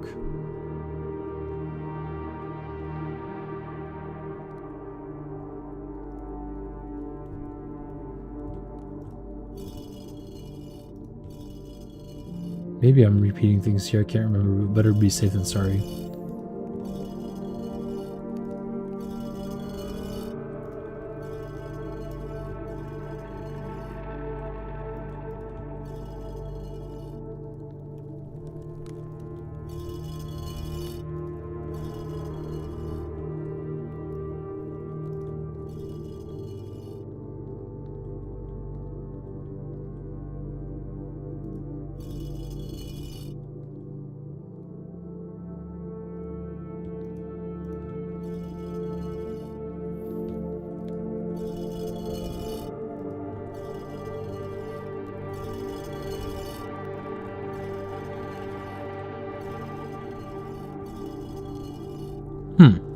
don't know.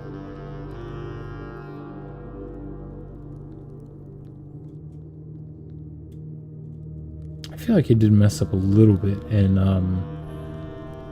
getting all of the binary codes, but it is what it is. Interesting. This must be some sort of super solid ink. Either way. I don't have anything that burns, so I think I'm going to call it a day. But that was a very good day. We solved that sigil, and we were able to crack open that, not necessarily a safe, but the puzzle in the 10th, or the 46th room, 10th rank. I think I have one more day in me, maybe two, we'll see. That was a very long day though. Let's continue.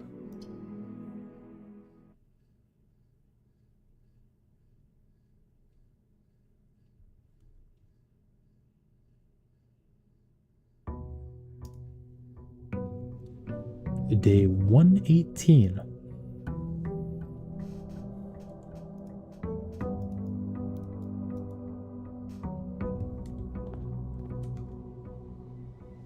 "32 days until we can use Google for the library." True!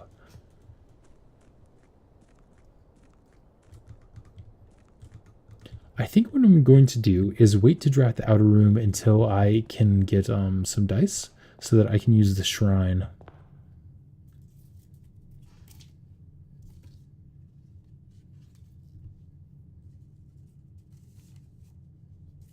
Let me also make note of the actual correct combination before I forget. So give me just a second.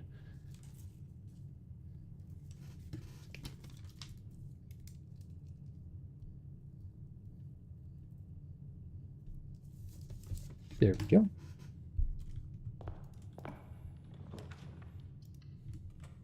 Oh, I have the emerald bracelet and silver spoon. Yo, that moon pendant came in clutch. Those are some great items. Very nice. Oh, I should have chosen the dice, but oh well.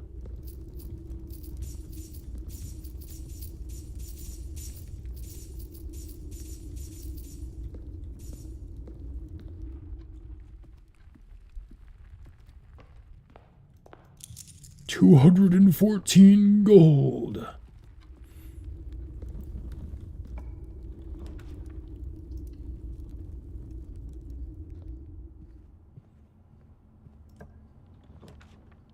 Observatory. Or a workshop. I think I'll go for the workshop. Oh, wow. You're gonna do that to me, huh?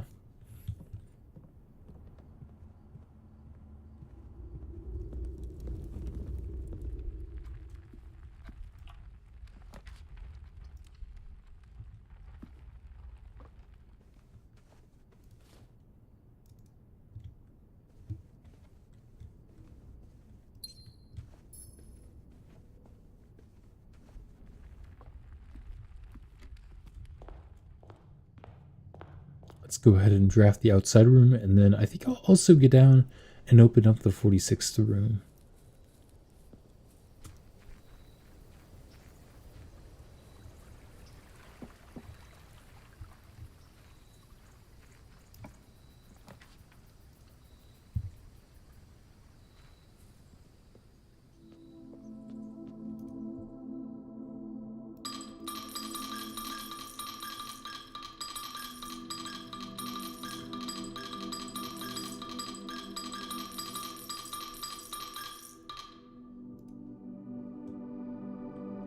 Blessing of the monk.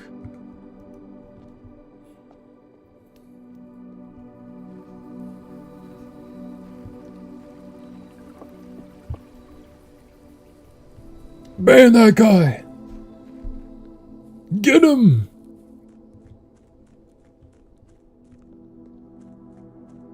Ho ho ho ho! Very nice modding duties.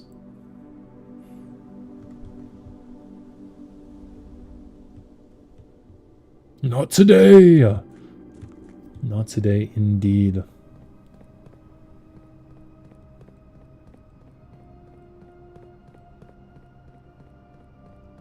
Oh my goodness.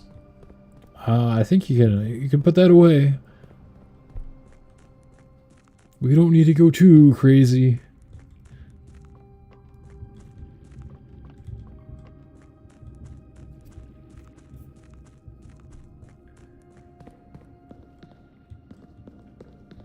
Let's see here.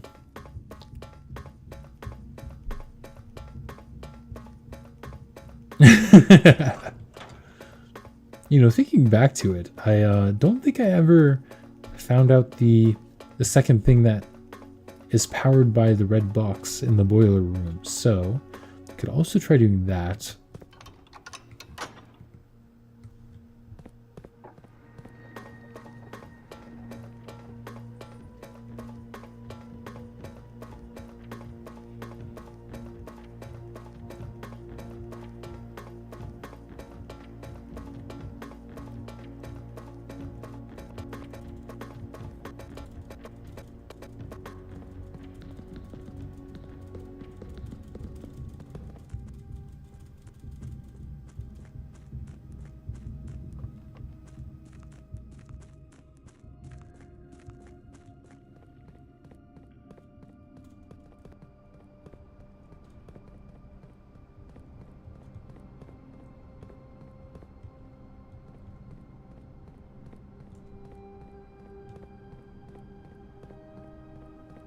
Hmm.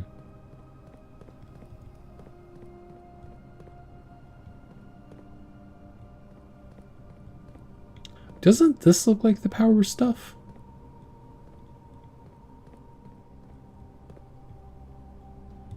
It does to me.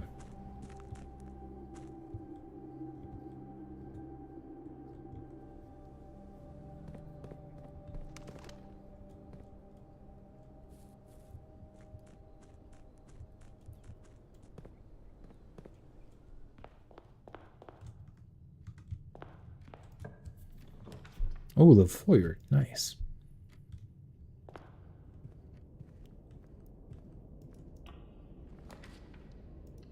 So the last key I need, the last sanctum key, the clue is a king on his throne. Oh, I only have 34 steps? Huh. Do I dare do this? Sure, what's the worst that could happen? If you have. Oh, I gained the moon pendants again. Good.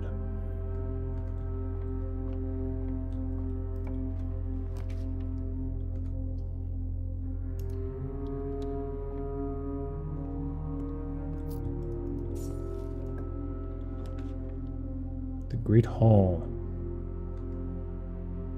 Sure. Oh, I have the foyer, so this is actually really good.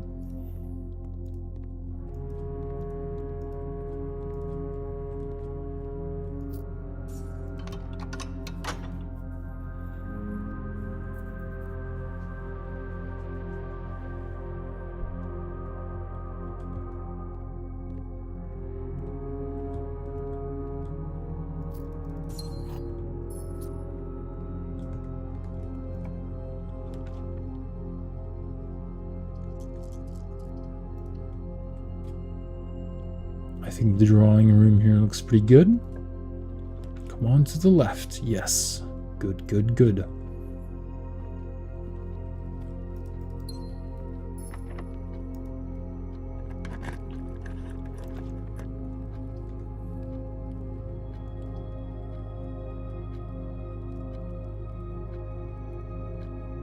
Sure.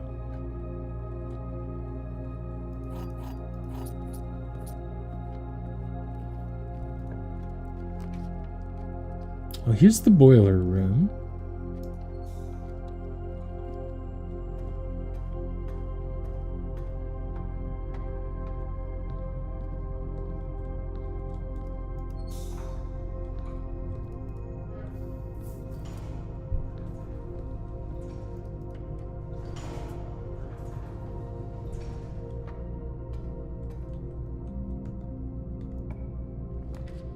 passageway, very nice.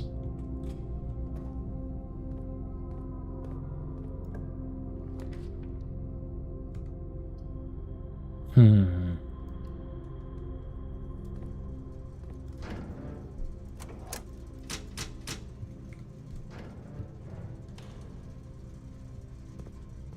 my gosh, another security door. Jeez. It's really liking it this run.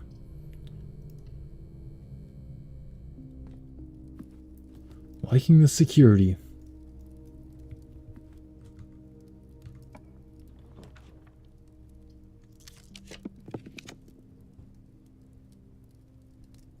There's the closed exhibit. I do want to draft that today, but I also need to draft the axe. Or I should say the armory and get the axe. I'll go ahead and draft it here.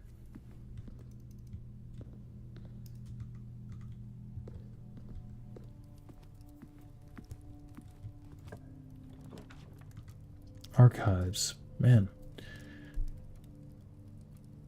I mean, in theory, the Mechanarium wouldn't be terrible here, but I'd rather reroll.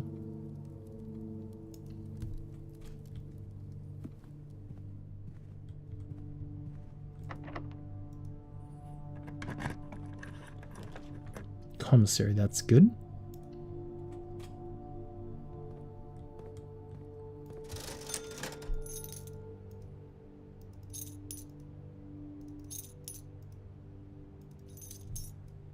Very nice. Very nice indeed.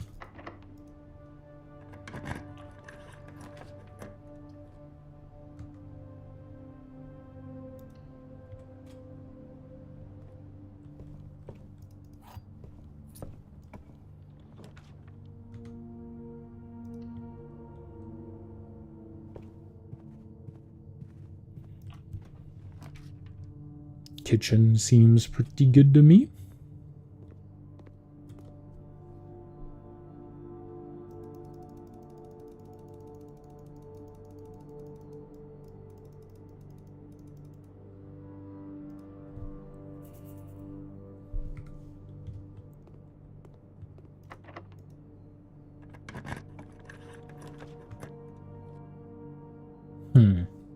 I realized that by doing this, if I didn't draft something that could go to the right, I would have messed myself up quite a bit.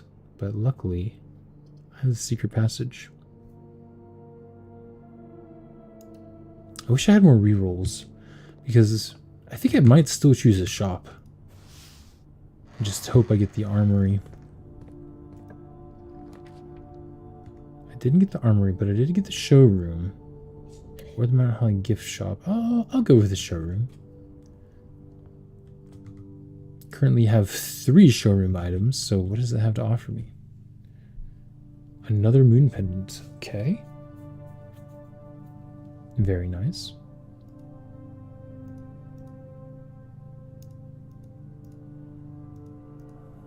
Yes, please.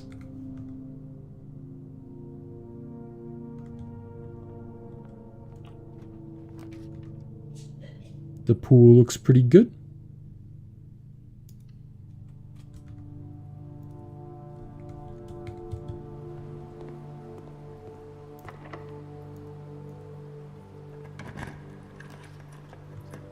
Oh, okay. Oh, I can rotate. Good. Good, good, good.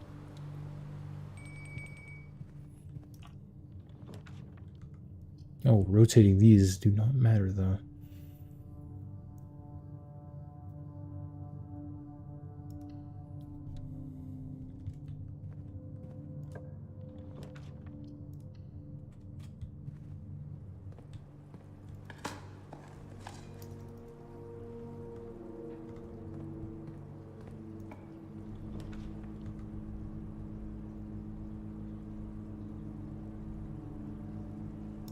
Sure.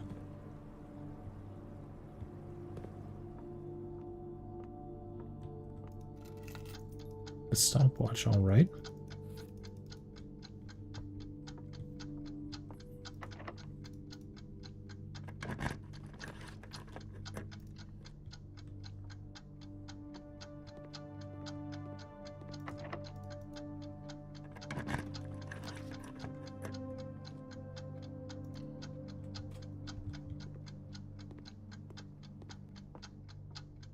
No, my moon pendant. That's actually very sad. That was the item I wanted to keep the most. What the heck? What is this? Oh, interesting. Exhibit security system. Reveal tripwire. Lower barrier. Reset alarm system.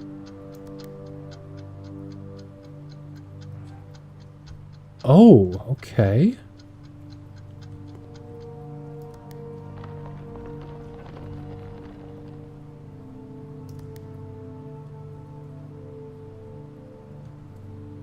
So this is how you get the paper crown.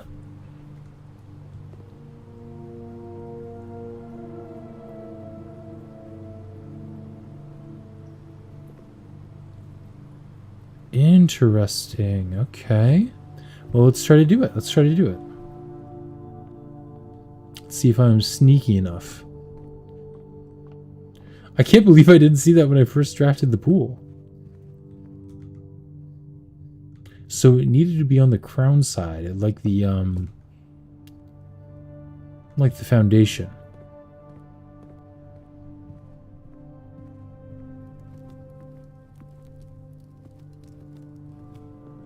I'll be honest, that's a lot of tripwires.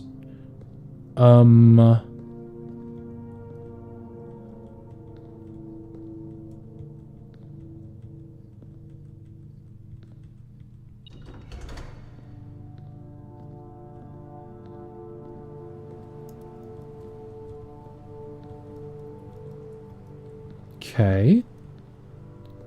Interesting. So that didn't work.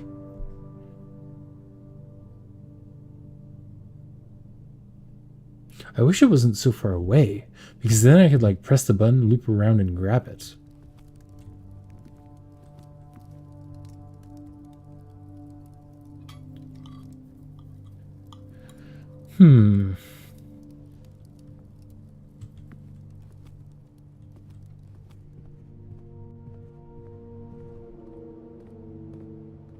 Yes. Yes. Indeed.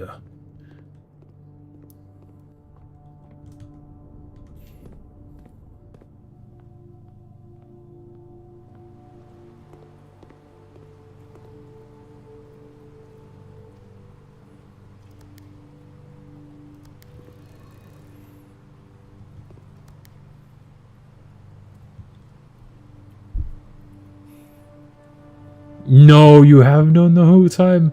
I'm a fool.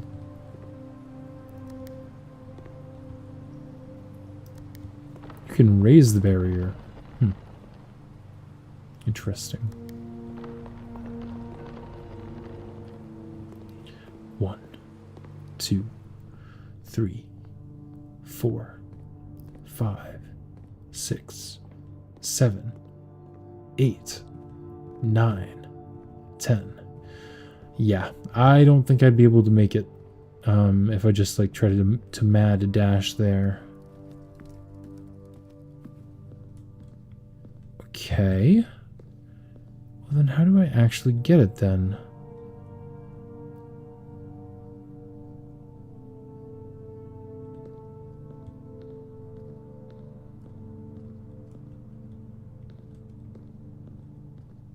Maybe through here?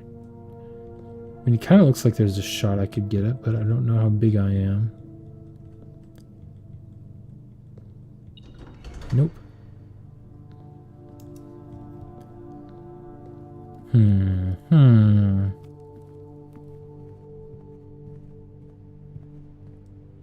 Okay, this time I'm just going to press reset security system and dash for it.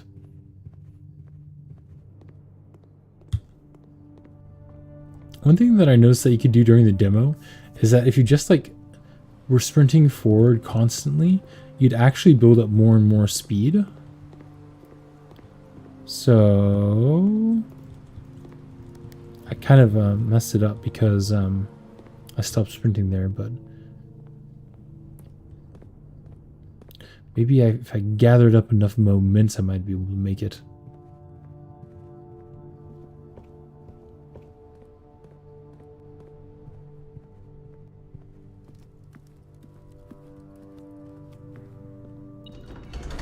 No, there's not enough time.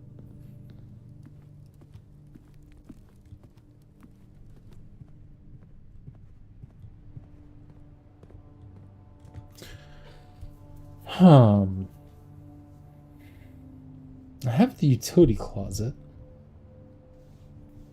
I've turned the security doors off, but I'm not sure if that's the same as turning this. It's obviously not the same as turning the security system off.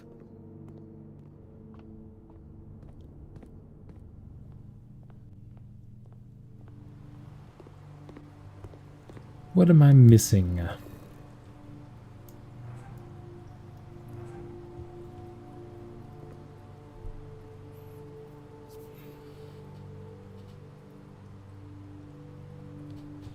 Hmm.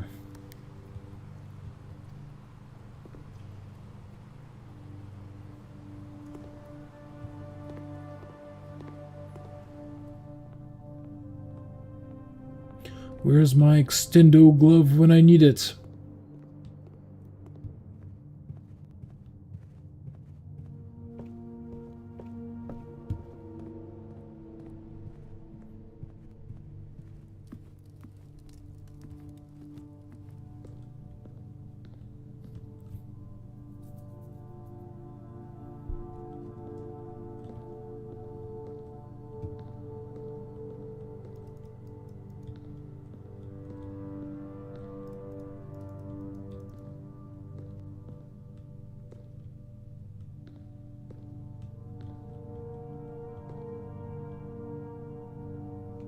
I can't, like, crouch or anything.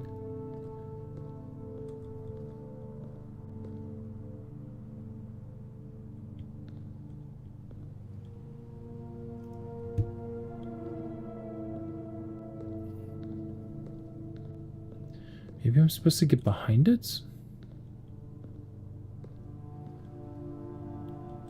No, I don't think I can.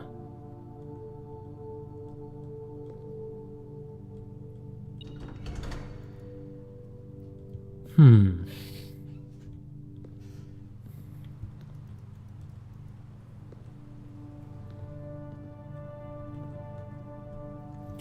What? Is there an item that would help, maybe?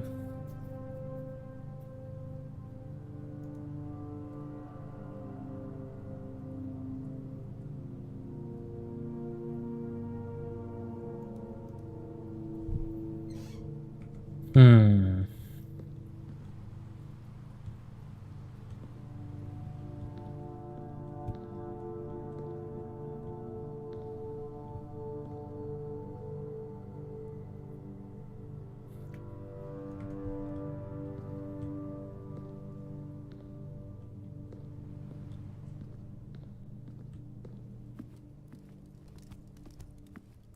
I might just need to redraft this room with that in mind so that I can make a smaller loop.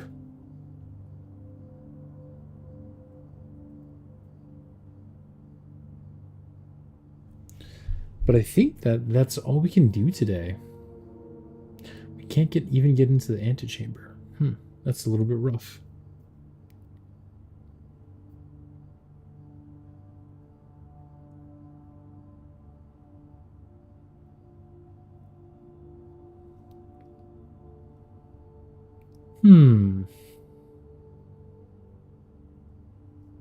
True. Very, very true. Well, then the question is, what room do I want to have in the outside, since I have the Blessing of the Monk? I guess I could get Lost and Found and then get like 2 unique items. Or I could do the showroom. The showroom might not be a bad idea. Because then I could instantly pick up like the master key or something. Let's do that.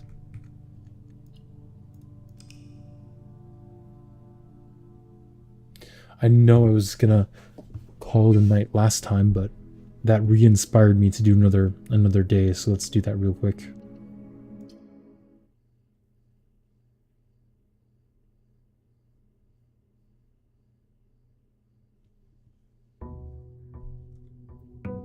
Day 119.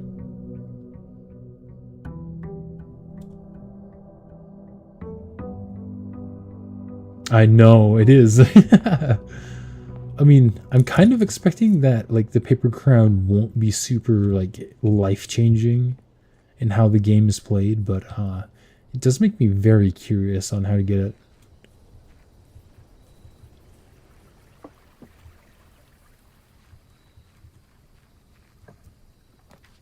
Showroom. There goes all of my gems.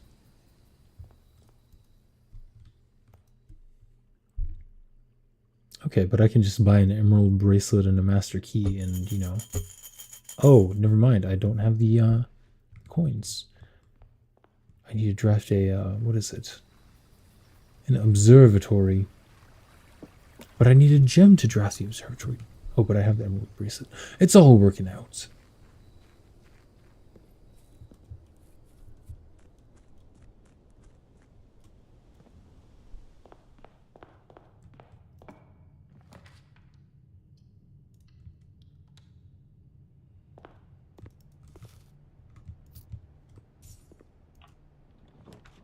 Well, there's the observatory, but not in the best position.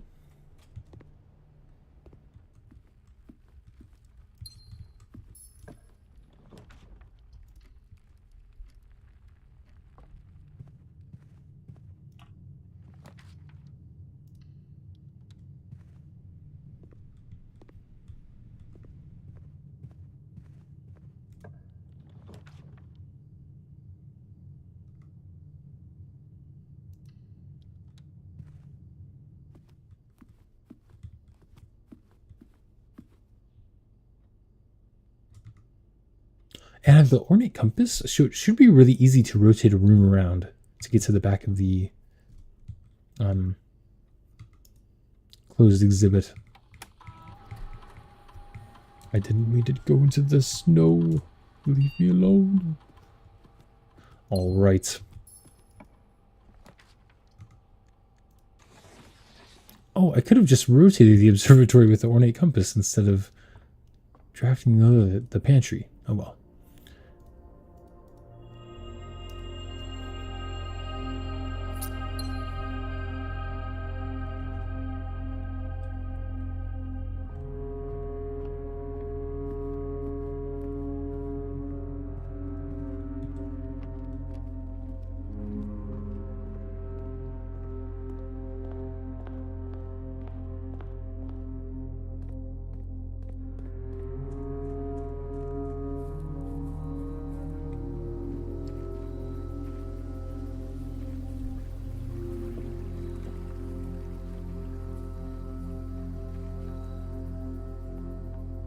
All right, I've come to buy.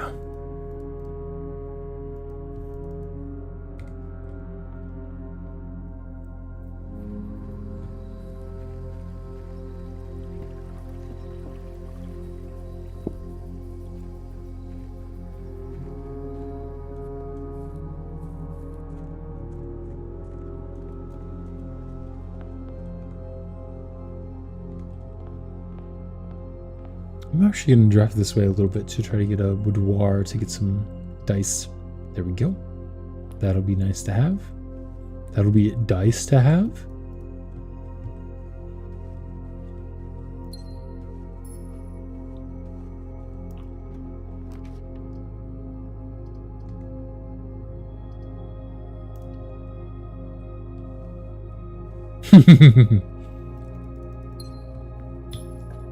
The correct response to a pun.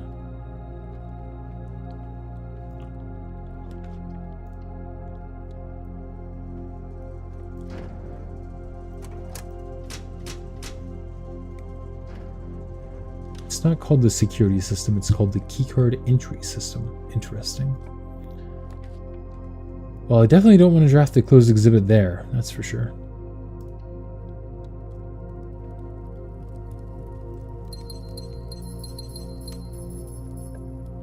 Although I guess in theory I could have rotated it.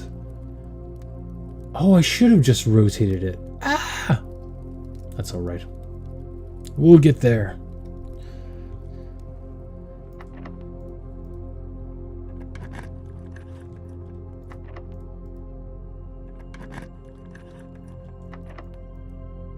No, I don't think it would have, because then a doorway would be leading outside the house, and that can't be the case. That is impossible.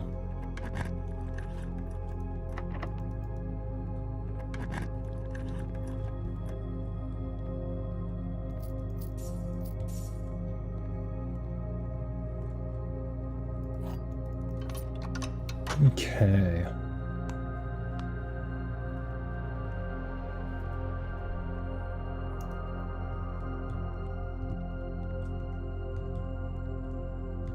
I'm actually going to use the Banner of the King here. Oh, I don't have the Banner of the King. Whoops.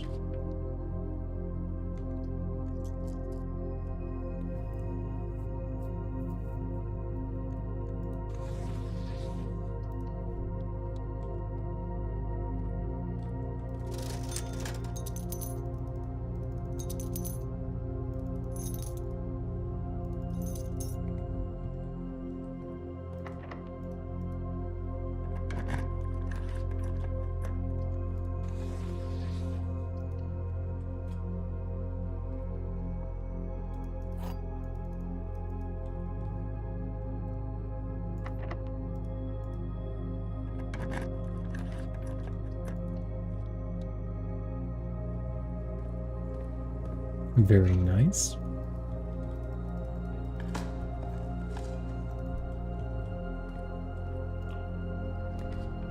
Here's the closed exhibit. This'll work. Let's rotate it though. Wait. Yes. Other way. This way.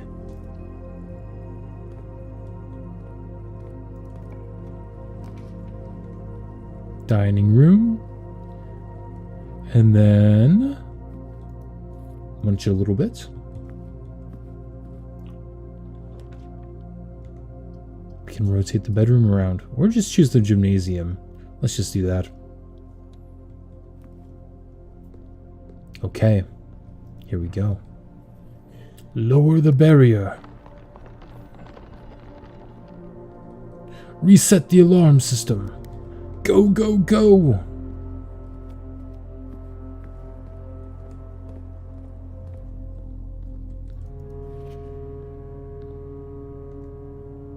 The paper crown. A familiar red paper crown. If there's not a red crown among the first three floor plans if there's not a red room among the first three floor plans you draw while drafting, you may redraw floor plans. Also useful for rehearsing museum burglary. Interesting.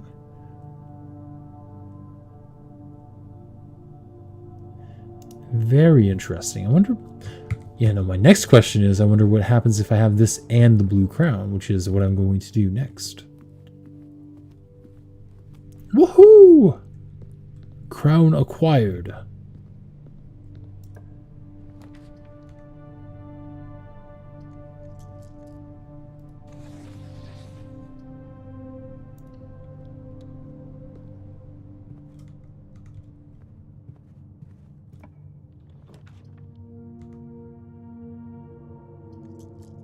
I don't mind the kitchen here. That would give me a bunch of steps. Let's do that.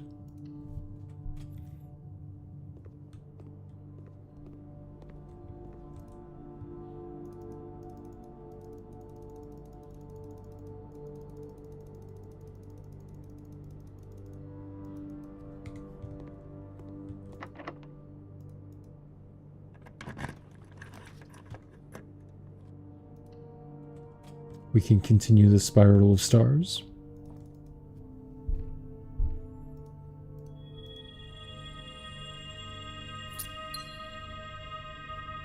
If you have less than...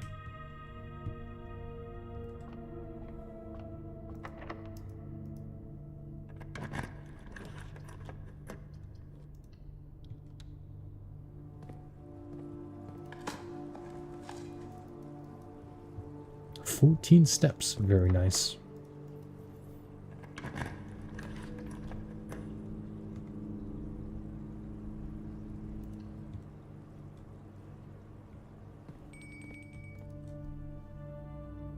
That was a very slow zoom in. Oh, I missed a coupon book somewhere. Maybe in the dining room? Oops, I didn't mean to exit out of that.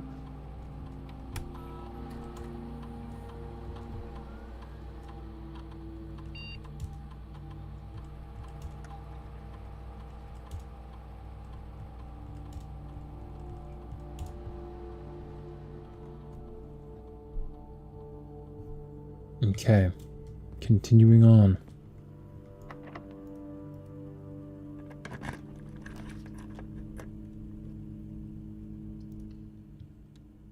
Back to the lab again.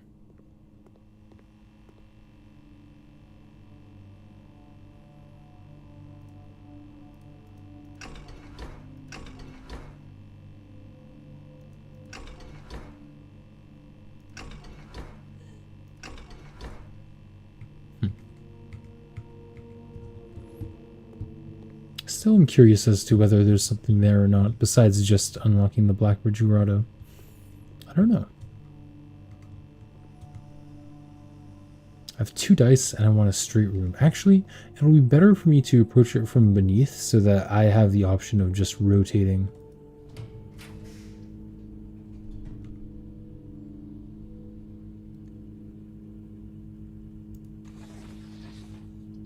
I mean, I would like to draft the boiler room here, but oh, I can draft the boiler room here. Okay.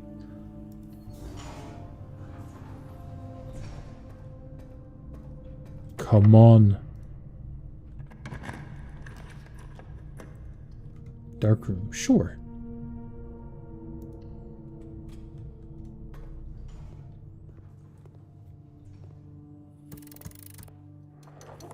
Yesterday was the day I unlocked this door. No! Back down we go. But at least I can turn this on.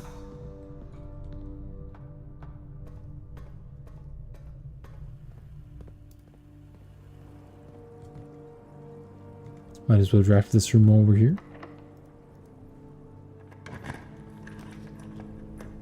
Sure.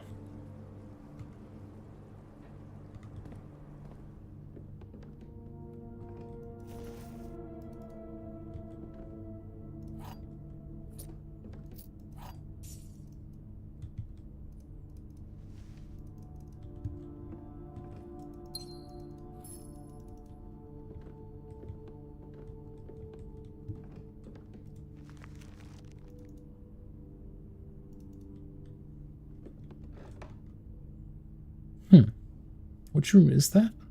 The kitchen, I think.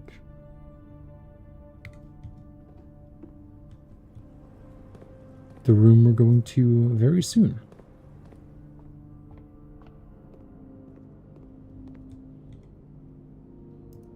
This looks like the spot.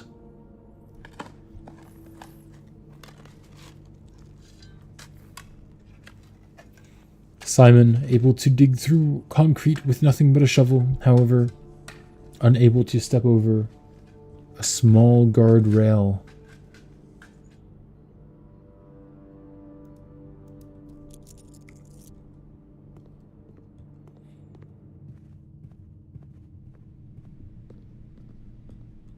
I wonder what happens when I go there now to the closed exhibit. If, like, the security system still activates. It does. That's pretty funny. Well, another thing I want to do is go to that pedestal with the actual crown and see if I could put it back. That'd be pretty funny.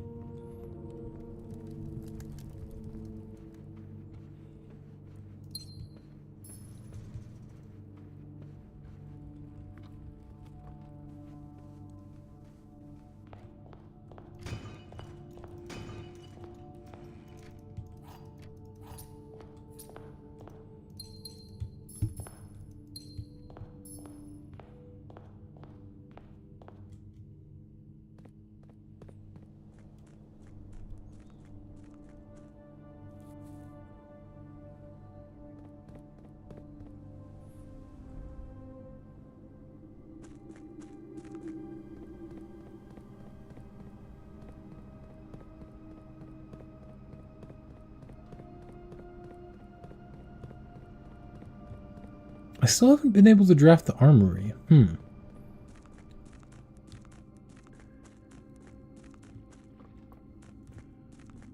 do enjoy drafting the armory. I think it's one of the better rooms, especially if it has the axe.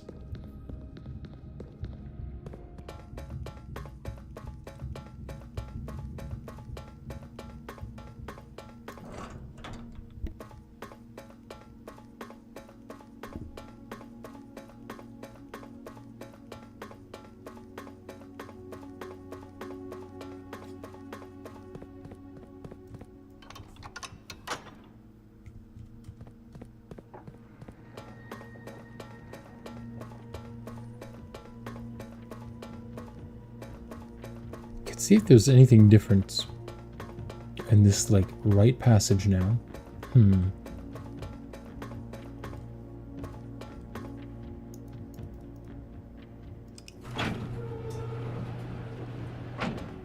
I doubt there is anything different here.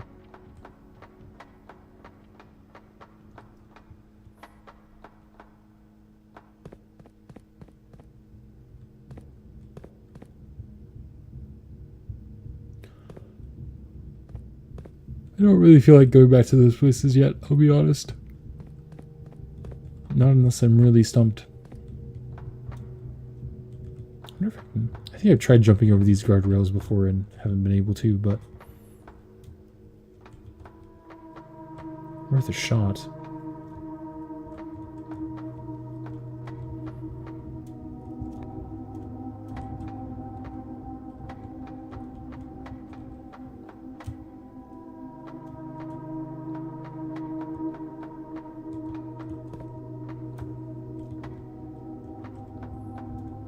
This just in, Simon falls to his death.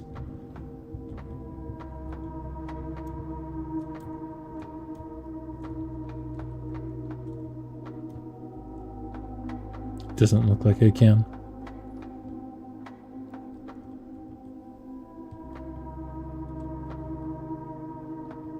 Interesting. This has to lead somewhere too. There's still some paths that I haven't been able to explore yet. He's had enough of the secrets.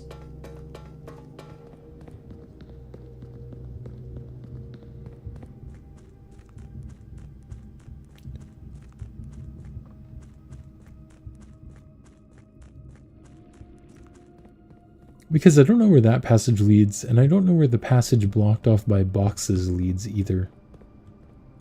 Oops, wrong way.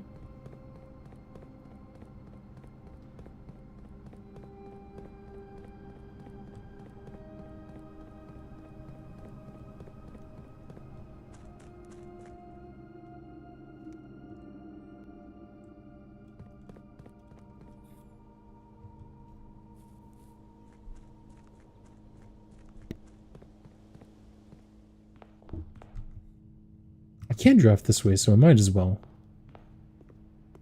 There's no need to rush getting the crown. That is interesting, though, how the crown's effect is the exact opposite of the paper crown's effect.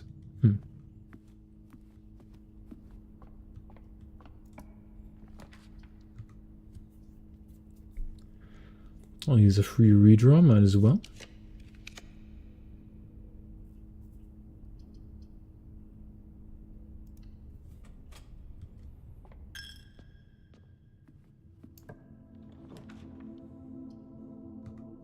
Gift shop, huh? Or I could do music room.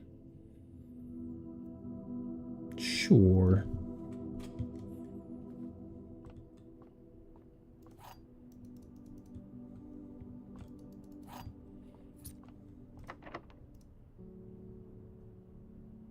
Don't really want to go to the secret garden right now.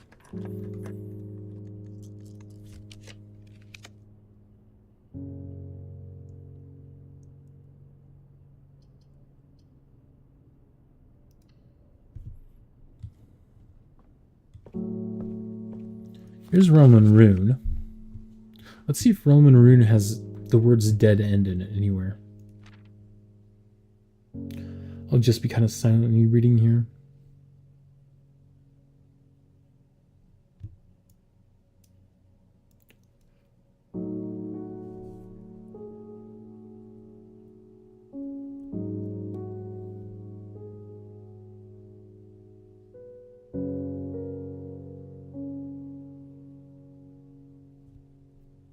I don't know what this means. How's the image of a leafless burning tree seen in geometric lines? It is interesting that they would use this imagery. I wonder if this has to do with some sort of kingdom's lore.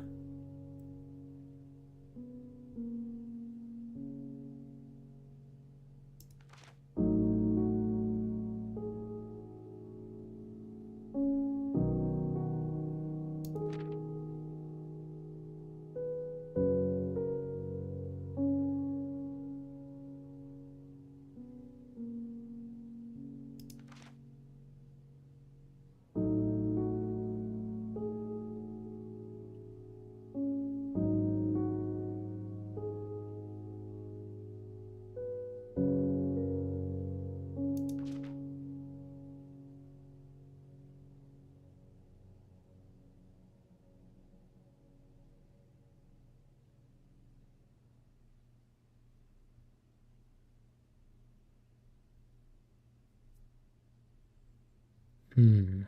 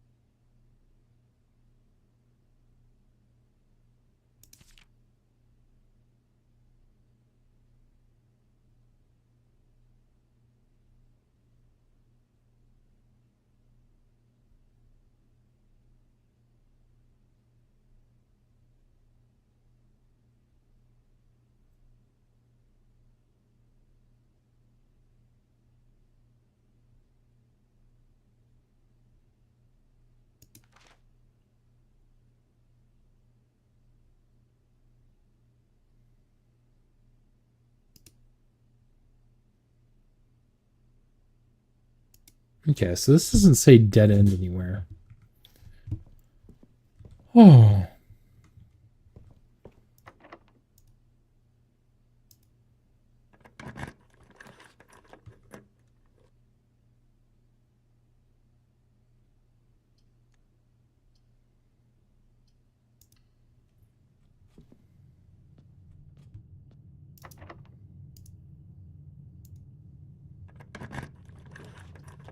Treasure trove. What happens if I use the prism key in the treasure trove, I wonder? Huh.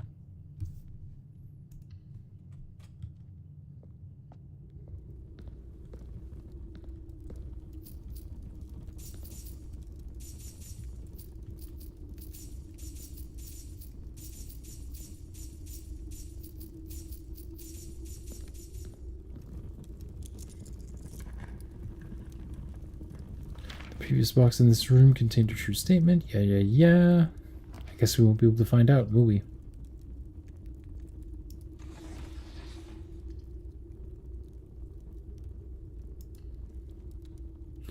Is this door unlocked? Let's find out. It is unlocked. Unfortunate. At least I can draft the study so I can use my gems.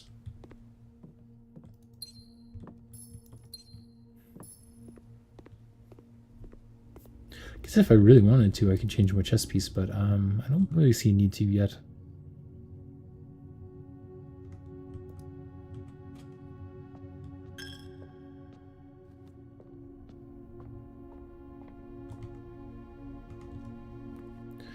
Back to the 46th room we go.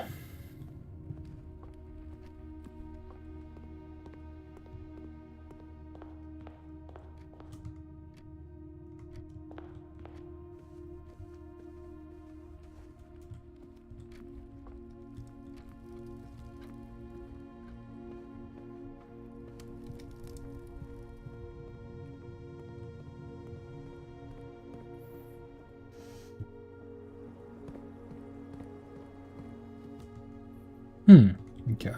So that's one of the ways we can continue exploring once we get the crown.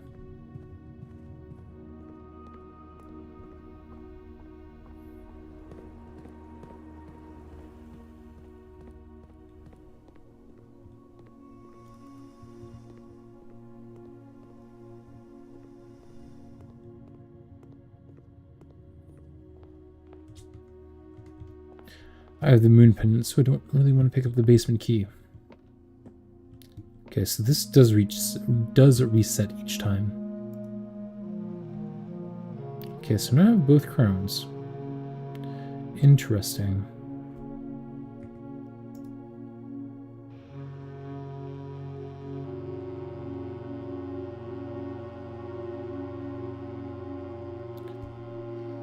Interesting indeed.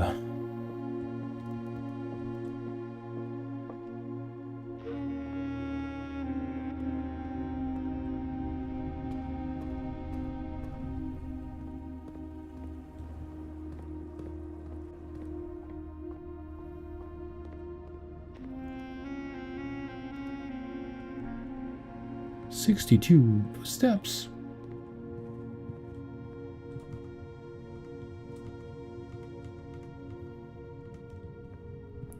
Let's start up the left side. Actually, first things first, let's see if I can actually do anything with the crown in this room. Let's reset the security system.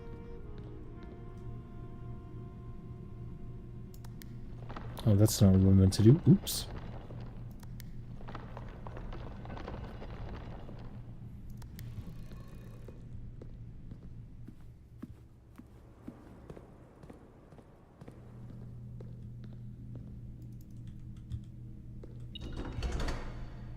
Jump scare.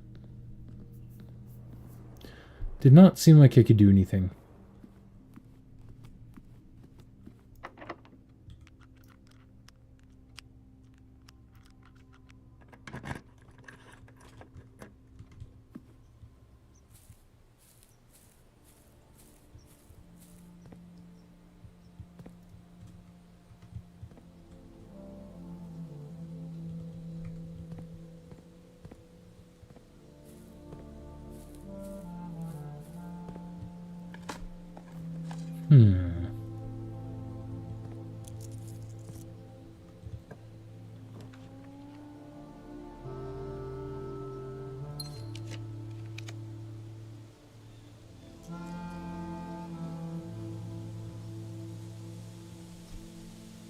I still want to try to get the armory.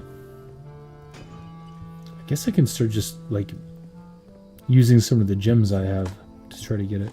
Reroll for it using the study. I might as well.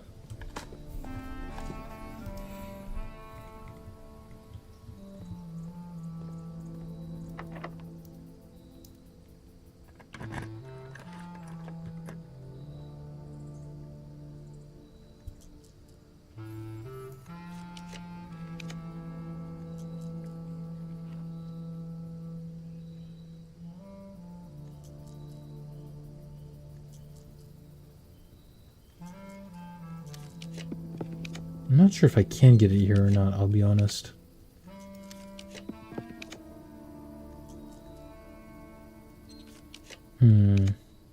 Oh, there it is. The armory.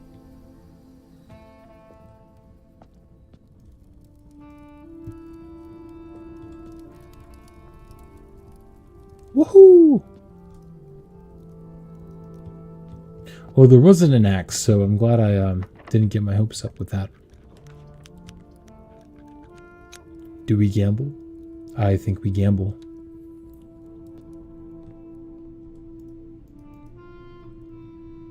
Wager 100! I put everything on red. Of course, the moment I put on everything on red, it isn't red. But 2 free spins!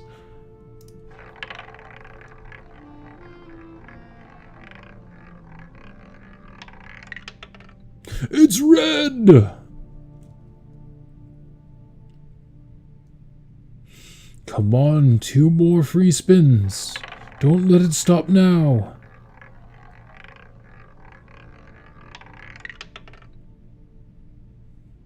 $300 gold. All right. Now we can spend so long at the slot machines.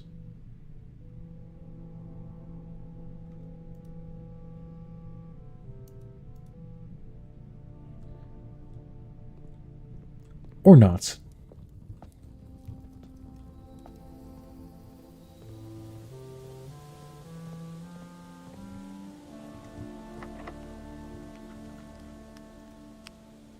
Another time.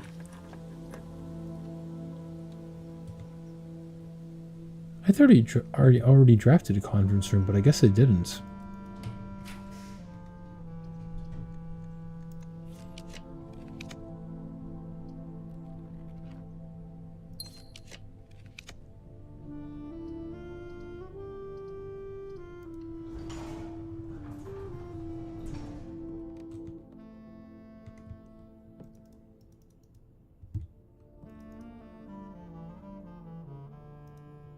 I don't have the broken lever, so I can't even assemble anything. Super exciting.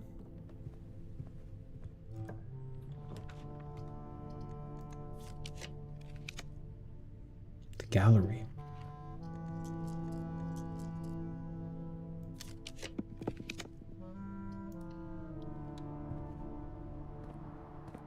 Oh, I could assemble the burning ones now, but I already have the torch, so there's not really a need. This is a lot of items to have. Do I pick up the basement key just to have even more?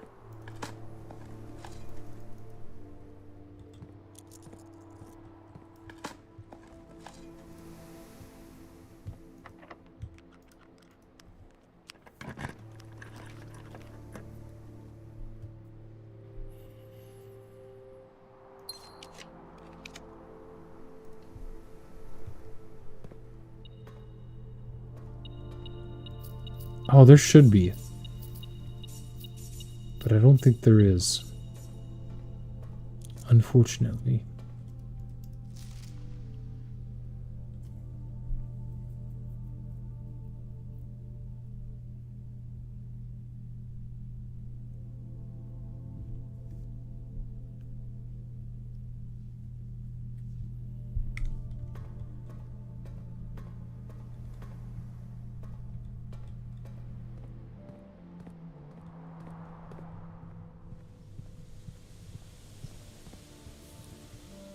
Well, we managed to get a full house. But before we end the day, I want to test one thing with the sundial.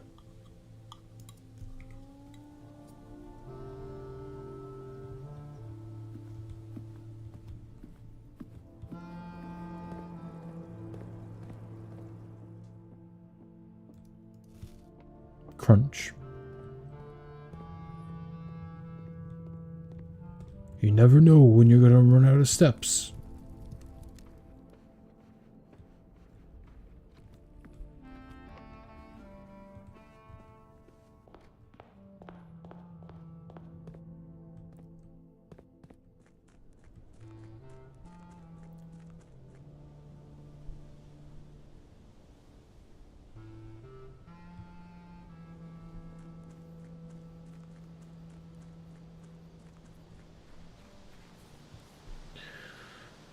So, I rewatched the video where I solved the sundial. I got it to pop open like this, and I noticed that I marked these two, and then I spun them around so that both of the tiles with 2 marks on them were aligned with the bottom one with 2 marks. So that almost makes me wonder if I should take it as this being the bottom or is this being the bottom. Because if I take one of these as being the bottom, then it has the perfect number of tiles to correspond to the diagram we saw displaying the numbers 1 through 8 in the schoolhouse, in the classroom, I should say.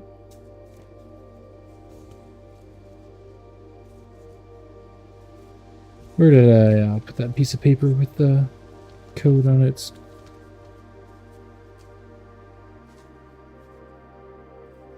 Let me find that real quick.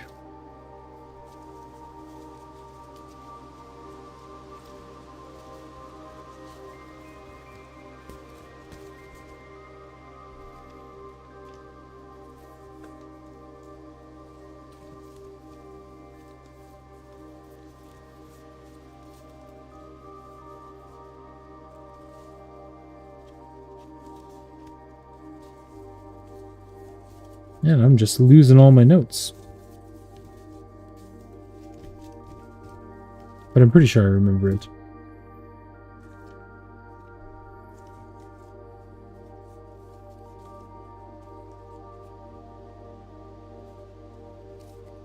Here it is. So for today, I'm going to assume that where I marked is the quote-unquote bottom.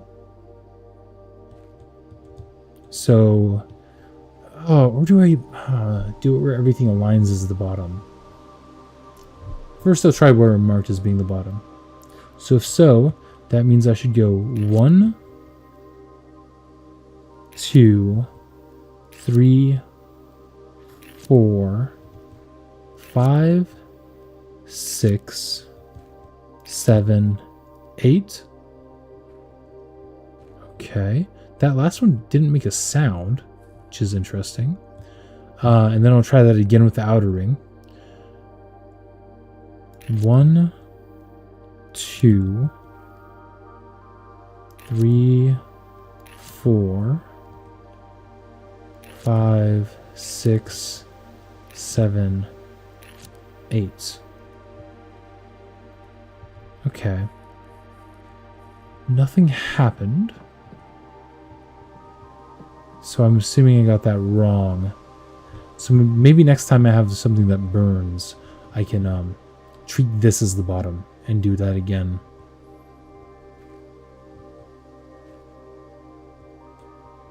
It is interesting how this one,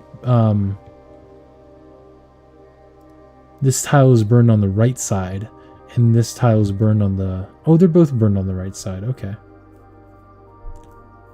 Interesting. You can't burn the outer ring.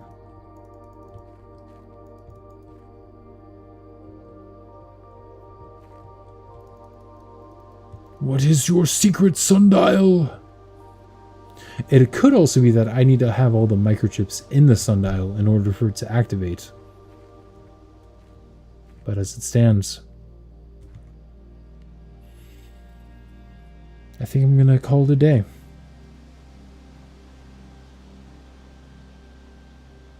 Oh, wait, but before I call it a day, I forgot one of the most important parts. I want to use my Blessing of the Monk on room 46.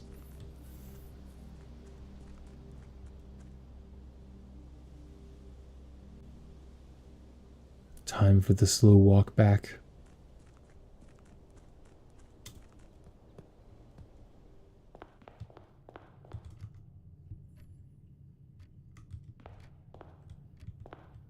Room 46, the 10th rink,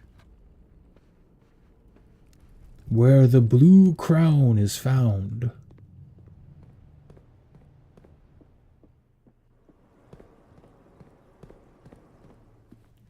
And I have done it to room 46 in the past, but I, at that time, didn't know the code for the little cabinet we opened.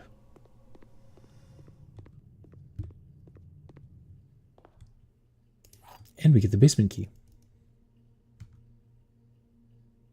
Does it even show up?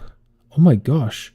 I have so many items that the basement key actually didn't even show up on the tool list. That's impressive.